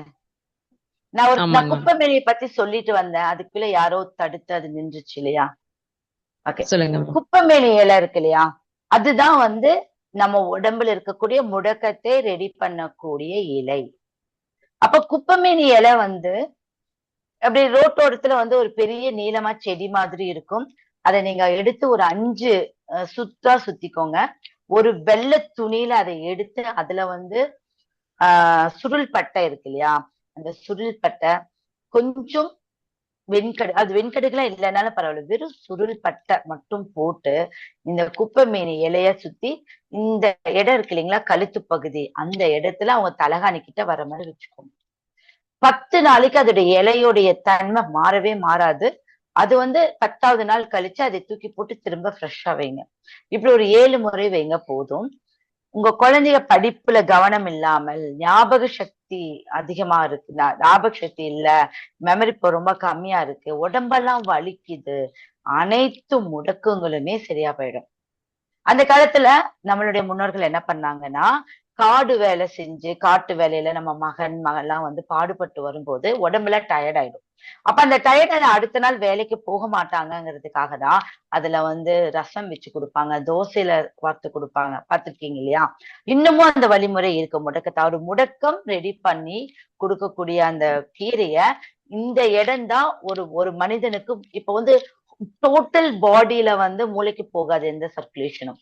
இங்க ஒரு ஸ்டக் ஆகி இந்த இடம் மட்டும்தான் மூளைக்கு போகும். அதனாலதான் அந்த இடத்துல வந்து ஏதாவது வலிகள் கொடுத்தாலோ இல்ல தேய்மானம் கொடுத்தாலோ மூளையில வந்து நம்மளுக்கு போகக்கூடிய ஒரு நரம்பு வந்து சின்ன சின்ன பிளாக் ஆகும்னு சொல்லுவாங்க.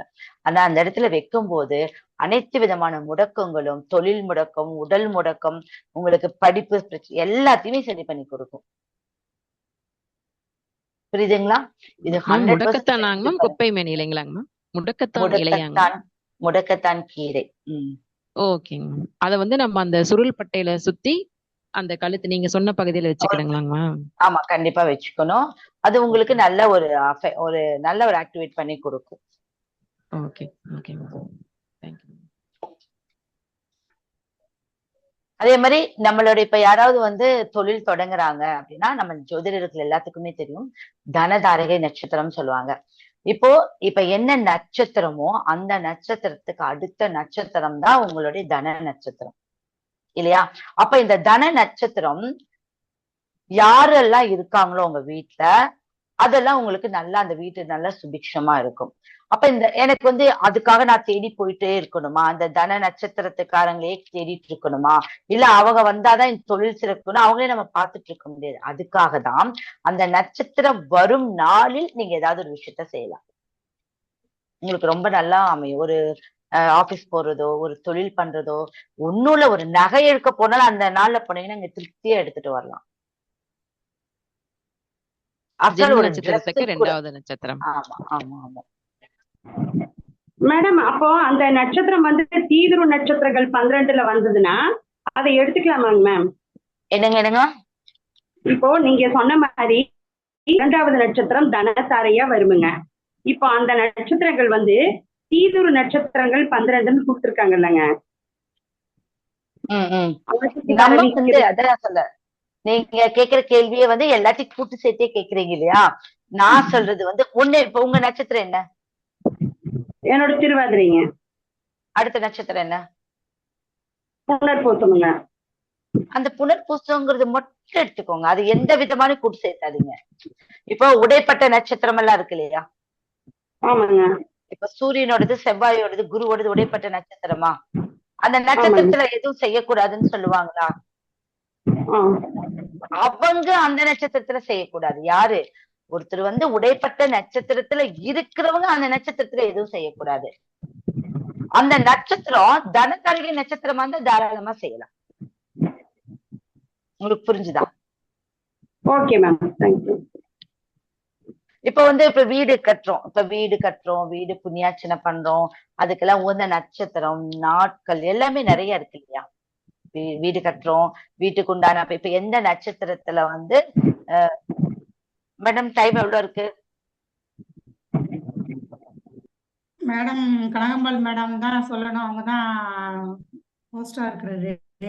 ஓகே சரி, இதுல யூடியூப்ல போடுவீங்களாங்க மேம்?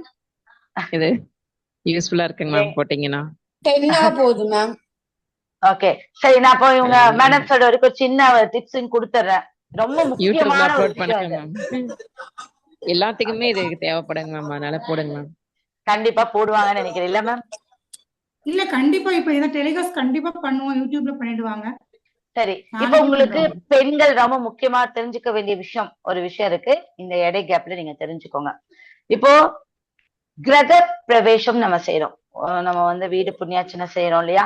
இந்த கிரக பிரவேசம் எந்த நாள்ல செய்யக்கூடாது, எந்த நாள்ல செய்யணும், எந்த நட்சத்திரத்துல செய்யக்கூடாது, எந்த நட்சத்திரத்துல செய்யணும் சொல்லலாமா? சொல்லுங்க மேடம், சொல்லுங்க. ஓகே சரி, எல்லாத்துக்கும் ஓகே தானே? சரி, இப்போ வந்து நம்ம தன நட்சத்திரம்னு சொல்லிட்டு 2வது நட்சத்திரத்தை எடுத்திருக்கோம் இல்லையா? அதே மாதிரி ஒவ்வொரு விஷயத்துக்கு நான் என்னோட யூடியூப் சேனல்ல பாத்தீங்கன்னா, நம்ம போன டைம் நான் ஒரு லிங்க் கொடுத்திருக்கேன். அந்த லிங்க்ல யார் எந்த நட்சத்திரம் எந்த ராசிக்கு கடன் எந்த இடத்துல வாங்கினா, எப்ப வாங்கணும், எந்த கிழமை, திசை, ஓர அனைத்துமே கொடுத்திருக்கேன். அது வந்து பாத்தீங்கன்னா நல்ல யூஸ்ஃபுல்லா இருக்கு மக்களுக்கு. அந்த மாதிரி ஒவ்வொரு விஷயமும் உங்களுக்கு யூஸ்ஃபுல்லா இருக்கணும், அதை நீங்க பயன்படுத்தணும், அதுதான் ரொம்ப ரொம்ப முக்கியம். சரி, இப்ப கிரக பிரவேசம் செய்யக்கூடாத ஒரு மாதங்கள்னு வச்சுக்கோங்க. அந்த மாதங்கள் அப்படின்னு எடுத்துக்கிட்டீங்க அப்படின்னா, சித்திரை மாசம், வைகாசி மாதம், ஐப்பசி மாதம், கார்த்திகை மாதம், தை மாசம். இதுக்கு விளக்கம் அப்படின்னா நிறைய விஷயங்கள் இருக்கு, அதுல விளக்கங்கள் நிறைய இருக்கு. அப்போ இந்த கிரக பிரவேசம் நீங்க இந்த மாசத்துல யாரா இருந்தாலும் இப்ப வந்து செய்யக்கூடாதுன்னு நான் சொல்றேன். சரி, இதை நான் செஞ்சுட்டேன்,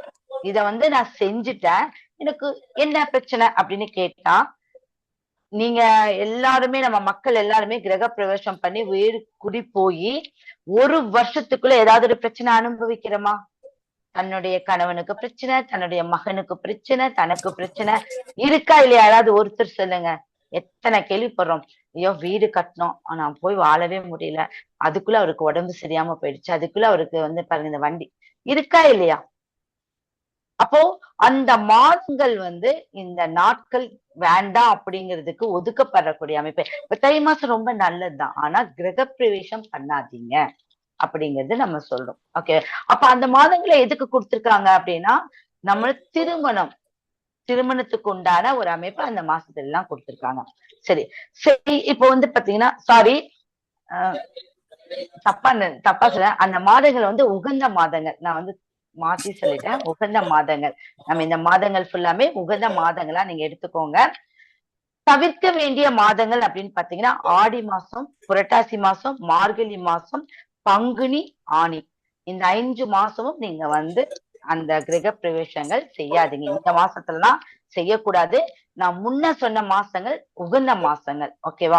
சரி, அடுத்து உகந்த நட்சத்திரங்கள், நம்மளுக்கு வந்து நல்ல நட்சத்திரங்கள் அப்படின்னு எடுத்துக்கிட்டீங்கன்னா, நம்மளுக்கு அஸ்வினி, ரோகிணி, மிருகசீரிசம், புனர்பூசம், பூசம், மகம், உத்திராடம், உத்திரட்டாதி, சுவாதி, அனுசம், மூலம், திருவோணம், அவிட்டம், சதயம், ரேவதி, 15 நட்சத்திரங்கள் நல்ல உகந்த நட்சத்திரங்கள். இந்த நட்சத்திரங்கள்ல வீடு வாங்கலாம். இது வந்து வீடு வாங்குறதுக்கும் பயன்படுத்திக்கோங்க, வீடு கட்டுறதுக்கும் பயன்படுத்திக்கோங்க. ஒரு வாஸ்துவே கிடைக்கலனாலும் இத வாஸ்து நாளா பயன்படுத்திக்கோங்க, புண்ணியாச்சனைக்கு பயன்படுத்திக்கோங்க, பால் காய்ச்சத்துக்கு பயன்படுத்திக்கோங்க. ஓகேவா? இந்த நாட்கள் ரொம்ப அருமையான ஒரு விஷயமா இருக்கு. ஃபர்ஸ்ட் நான் சொன்னது நீங்க மறுபடியும் நோட் பண்ணிக்கோங்க. உகந்த மாதங்கள்னு சொன்னது வந்து சித்திரை, வைகாசி, ஐப்பசி, கார்த்திகை, தை, அது உகந்த மாதங்களா நீங்க எடுத்துக்கோங்க. ஓகேவா? அடுத்து உகந்த லக்னம். இப்போ லக்ன பத்திரிகை அடிக்கிறோம். இப்ப நம்ம வந்து புண்ணியாட்சனிக்கு வந்து ஒரு லக்ன பத்திரிகை அடிக்கிறோம் இல்லையா? அந்த லக்னம் எந்த லக்னமா இருந்தா ரொம்ப சூப்பரா இருக்கும். உங்க வீட்டுல அது எந்த யார் அந்த லக்னத்துல இருக்காங்க இல்லைங்கிறதுல நீங்க பார்க்க வேண்டாம். அதுல வந்து ரிஷப லக்னம், மிதுன லக்னம், கன்னி லக்னம், விருச்சிக லக்னம், கும்ப லக்னம். ஓகேவா? அதே மாதிரி உகந்த கிழமைகள்னு எடுத்துட்டீங்கன்னா திங்கள், புதன், குரு, வெள்ளி, இந்த 4 நாட்கள் வந்து கிழமைகள் ரொம்ப நல்லா இருக்கும். சரி, எல்லாமே எனக்கு ஒரு சேர வருமா அப்படின்னு கேட்டா கண்டிப்பாக வராது. கண்டிப்பா அந்த ஒரு சேர விஷயங்கள் வராது. சரி, இப்போ ஒரு வீடு வந்து ஒருத்தருடைய பெயர்ல இருக்கு. இப்ப வந்து உங்க கணவர் பெயர்ல வந்து வீடு இருக்கு. உங்க கணவர் வந்து திங்கக்கிழமையில பிறந்திருக்காரு. அப்ப அந்த திங்கக்கிழமையை அவாய்ட் பண்ணுங்க. ஓகேவா? உங்க கணவர் வந்து ரிஷப லக்னத்துல இருக்காரு. அந்த லக்னத்தை இருந்து மாத்தி யார் பேர்ல இடம் இருக்கோ, யார் பேர்ல வீடு கட்டிருக்கீங்களோ அவங்க நான் சொன்ன ராசி, லக்னம், அந்த நாட்களை மட்டும் தவிர்த்துட்டு நீங்க மத்த விஷயங்களை பண்ணலாம். ஓகேவா? மத்தவங்க வீட்டுல இருக்கக்கூடியவங்களை எந்த இதா இருந்தாலும் நம்மளுக்கு தேவையில்லை. யார் பேர்ல இருக்கோ அவங்களுடைய ஜென்ம நட்சத்திரத்தை செய்யக்கூடாது. புரியுதுங்களா? சரி, இப்போ நம்ம வந்து செஞ்சுட்டோம். நம்ம வந்து புண்ணியாச்சனை பண்ணிட்டோம். இந்த 11 மாசங்கிறது ஒரு முன்னோர்கள் கொடுத்திருக்காங்க. 11 மாசத்துல வீடு கட்டிடு, 11 மாசத்துல புண்ணியாச்சனை பண்ணிடு, இப்படி எல்லாம் சொல்லிருக்காங்க. நீங்க கேள்விப்பட்டிருக்கீங்க இல்லையா? ஏன் அந்த 11 அப்படின்னா 11க்குள்ளதான் எல்லாமே அடங்கிருச்சு. லாபம், நம்மளுக்கு எல்லா விஷயங்களும் நல்லா அடங்கிருச்சு. 12ன்னு போனா விரயமாயிடும் அப்படிங்கறதுக்காக அந்த 11க்குள்ளே எல்லா விஷயத்தையும் பண்ணிடும். ஒரு குழந்தைக்கு 1 வருஷத்துக்கு உள்ள வந்து 11 மாசத்துக்குள்ள முட்டை அடிப்பாங்க, காது குத்துவாங்க, எல்லாம் நல்லதுங்களும் அந்த 11ங்கிறது ஒரு கான்செப்ட். ஏன்னா 11ன்னா 2, 1 1 2, இதையும் நீங்க தேர்ந்தெடுத்துக்கோங்க. அப்போ நம்ம ஒரு வீடு புண்ணியாச்சனை பண்ண 48 நாட்கள் எல்லாரும் இதை ஃபாலோ பண்ணிட்டீங்கன்னா அந்த வீட்டுடைய ஆண்மகனுக்கு எந்த பிரச்சனையுமே வராது. அது யார் அது பேர்ல இருக்கோ அவங்களுக்கு எந்த பிரச்சனையுமே வராது. 1 வருஷத்தை தாண்டிட்டு அவங்க தப்பிச்சிடுவாங்க. நிறைய பேர் பெராலிசிஸ் ஆயிருக்காங்க, நிறைய விஷயங்கள் பாதிச்சுட்டாங்க, நிறைய ஜாதகம் பார்த்துட்டோம். என்ன பண்ணணும் அப்படின்னா அந்த புண்ணியாச்சனை பண்ற 48 நாட்களுக்கு முன்ன வந்து விளக்கு போடணும். அந்த முன்பு விளக்கு போடுறதுல என்ன போடணும்னா நல்லெண்ணெய் தீபம் போடணும். அந்த வீடு வந்து நீங்க தினமும் 48 நாட்கள் கண்டிப்பா தீபம் போட்டே ஆகணும் நல்லெண்ணெயில. புண்ணியாச்சனை பண்ணி வீட்டுக்குள்ள போனதுக்கு அப்புறமா வந்து இழுப்பு நில விளக்கு போடணும். புரியுதுங்களா? அப்போ சனி பகவானுடைய நல்லெண்ணெய்க்கு வந்து முன்னையும் தெய்வ கடாட்சமா வந்து இழுப்பனி நீங்க விளக்கு போடும்போது அந்த 48 நாட்கள் வந்து நான்வெஜ் பண்ணாதீங்க. எல்லாரும் தவறான ஒரு விஷயம் என்ன பண்றோம்னா நம்ம வந்து கெடா வெட்டுவோம், விருந்து போடுறோங்கிற பேர்ல போடுறோம். 100% போடாதீங்க. அது நிறைய கெடுபலனை உங்களுக்கு உண்டு பண்ணி கொடுக்குது. அந்த 48 நாட்கள் ஈரத்தன்மை இருக்கும் ஒரு வீட்டுக்கு. 48 நாட்கள் வந்து ஈர்க்கும் தன்மை அதிகமா இருக்கும். அந்த ஈர்க்கிற தன்மை இருக்கும் போது இந்த நெடி வந்து இந்த வாசம் நம்ம அந்த இதுக்குள்ள கொண்டு போகவே வேண்டாம். இந்த 48 நாள் கழிச்சு ஜல புஷ்பம்னு சொல்லுவோம். ஜல புஷ்பம் அப்படின்னா மீன். அப்ப மீனுக்கு மட்டும்தான் தோஷம் இல்லைன்னு சொல்றோம். அதுல முதன்மையான வஞ்சிர மீனை நீங்க எடுத்து செஞ்சு அந்த தோஷத்தை நிவர்த்தி பண்ணும்போது உங்களுக்கு அந்த வாழ்க்கையில அந்த வீடு உங்களுக்கு நல்லா எப்பவுமே பர்ஃபெக்டா அமைஞ்சு. இது கண் கூட நான் அத்தனை பேத்துக்கும் பார்த்துட்டேன். செஞ்சு பார்த்தவங்களையும் பார்த்துருக்க, செய்யாம இது செஞ்சவங்களையும் நம்ம பார்த்துருக்கோம். இதெல்லாம் சின்ன சின்ன டிப்ஸ். இது நல்லா உபயோகப்படுத்திக்கோங்க. சொல்லுங்க, இதுல ஏதாவது டவுட் இருக்கா? உங்களுக்கு பிடிச்சதா அந்த டிப்ஸ் எல்லாம்? பிடிச்சதா? ரொம்ப அருமையா இருந்தது. Thank you thank you. டைம் ஆயிடுச்சு, முடிச்சுக்கலாமா? ஆயிடுச்சு. சொல்லுங்க. ரொம்ப பிரயோஜனமா எல்லாத்துக்கும் பயன்படக்கூடிய வகையில ஒரு புதிய புதிய விஷயங்கள் நிறைய கொடுத்திருக்கீங்க மேடம். ரொம்ப நன்றிங்க. பயன்படணும்னு தானே நம்ம நினைக்கிறோம். மேடம் உங்க நம்பரை சொல்லுங்க மேடம். சொல்லிடுங்க. என் பேர் டாக்டர் ஜெயம் ஜெயஸ்ரீ. நம்பர் வந்து 9994455797 99 44 555 797. என்ன ஃபேன்சி நம்பர் வச்சிருக்கீங்க? ஆமா, 9944555797. Super number. என்னுடைய யூடியூப் லிங்க்கும் வந்து ஜெயம் ஜெயஸ்ரீ தான். எல்லா சேனல்லையும் ஜெயம் ஜெயஸ்ரீ தான் இருக்கும். Facebook ID madam? Jayashree Rathnam @gmail.com. Facebook சரிங்க. இங்கிலீஷ்ல வச்சிருக்கீங்க தமிழ்ல வச்சிருக்கீங்க? இங்கிலீஷ்ல ஜெயஸ்ரீ ரத்னம். ஜெயஸ்ரீ ரத்னம் தமிழ்ல இல்ல, இங்கிலீஷ்ல தான். Small letter. உங்க என்னன்னா இன்னைக்கு நம்ம சொன்ன டிப்ஸ்ல வந்து பாத்தீங்கன்னா நிறைய பேர் வரல இல்லையா? இன்னைக்கு ஒரு இந்த 20 பேர் இருந்தாங்க இல்லையா மேடம்? 22 பேர் இருக்காங்க. 22 இருந்தாங்க. எத்தனை பேர் நம்ம இந்த குரூப்ல இருக்கோம்? இந்த குரூப்ல எத்தனை பேர் இருக்கும்? அவங்க வந்து யூஸ் பண்ணாம போயிட்டாங்க பாத்தீங்களா? பாத்தீங்கன்னா 4 மணி நேரம் வேணும். நான் வந்து திருவோணத்துக்கு எழுதி வச்சிருக்கேன். உங்களுக்கு பௌர்ணமிக்கு, அமாவாசைக்கு, சதுர்த்தி, ஏகாதசி அத்தனைக்குமே விரதத்திற்கு இருந்தா என்ன பலன், எப்படி வழிபடணும், எந்த தெய்வத்தை வழிபடணும், புரியுதுங்களா? மீன் வந்து எந்த மாத்திரை சாப்பிட்டா என்ன நோய் குணமாகும், அதே மாதிரி மாந்திக்கு ஒரு விரிவான விளக்கம், கோச்சாரத்துக்கு ஒரு விரிவான விளக்கம், நிறைய விஷயங்கள் நம்ம வந்து தெரிஞ்சுக்கணும். ஒரு ஜோதிடரா இருந்து தெரிஞ்சுக்கணும். கண்டிப்பா மேடம். நம்ம அமைப்பு சார்பாக நடைபெறுகிற இலவச ஜோதிட வகுப்புகள்ல கண்டிப்பா நீங்க ஒரு நாள் ஒரு இந்த வகுப்புகளை பத்தி தனி வகுப்பாக கண்டிப்பா எடுக்கலாம் மேடம். கண்டிப்பா பண்ணுவோம். என்னன்னா எல்லாத்துக்கும் உபயோகப்படணும்னு தான் நம்ம அறிவு நம்மளுக்குள்ள. இப்ப நான் இப்ப சொன்ன விஷயம் நான் யாருக்காவது சொல்லி நம்ம செஞ்சா காசுதான் இல்லையா? ஆனா எல்லாரும் பயன்படுத்தாதான் அந்த அறிவு இன்னும் அறிவு வந்து மேம்படும் சொல்லுவாங்க. கண்டிப்பா சொல்றேன். அதனால அதுலலாம் எந்த விஷயத்திலயும் ஒரு இதெல்லாம் பண்ண மாட்டேன். நிறைய விஷயங்கள் வந்து ரொம்ப பர்சனலா இருக்கிறத கூட நான் வந்து கிளாஸ்ல சொல்லுவேன். இப்படி பண்ணுங்க அப்படி பண்ணுங்கன்னு சொல்லுவேன்.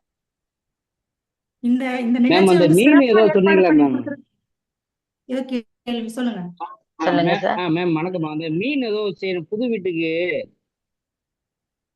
புதுசா போற வீட்டுக்கு இந்த மீன் சமையல் பண்ணணும்னு சொன்னீங்களா? அது என்ன பண்ண சமையல் பண்ணணுமா, என்ன செய்யணும்? அது ஒண்ணு இல்ல, அவதாரங்கள்ல மற்ற அவதாரம் தான் ரொம்ப முதன்மையான அவதாரம், முதல் அவதாரம்.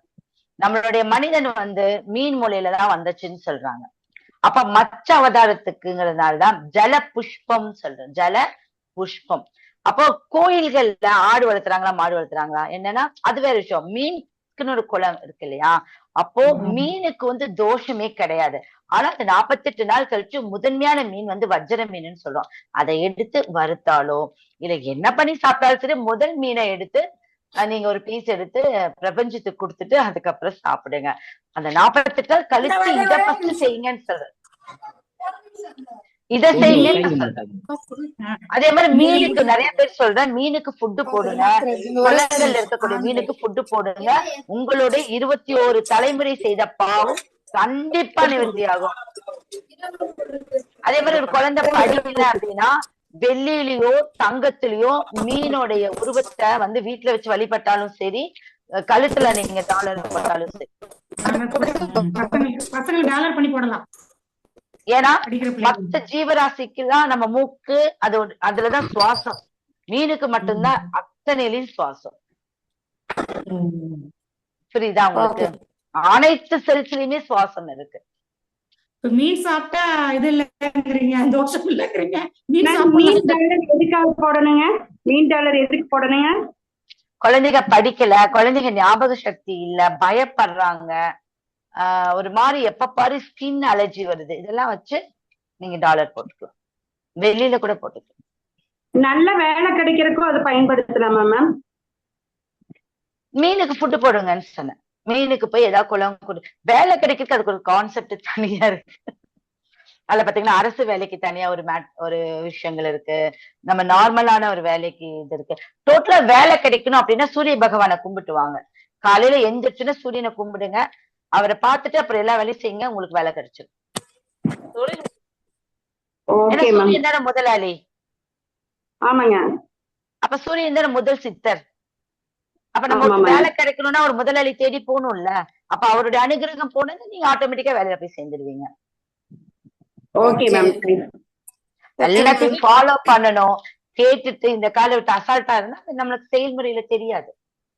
கத்துக்கிட்டா மட்டும்தான் தெரியும். இன்னைக்கு தைரியமா ரொம்ப அருமையா பேசிருக்கீங்க. கண்டிப்பா இவ்வளவு நேரம் தைரியமா சொல்றோம் அப்படின்னா இத நான் அனுபவிச்சதுனால நம்ம சொல்லிட்டு இருக்கோம். ஓகே, ரொம்ப நேரம் ஆயிடுச்சு.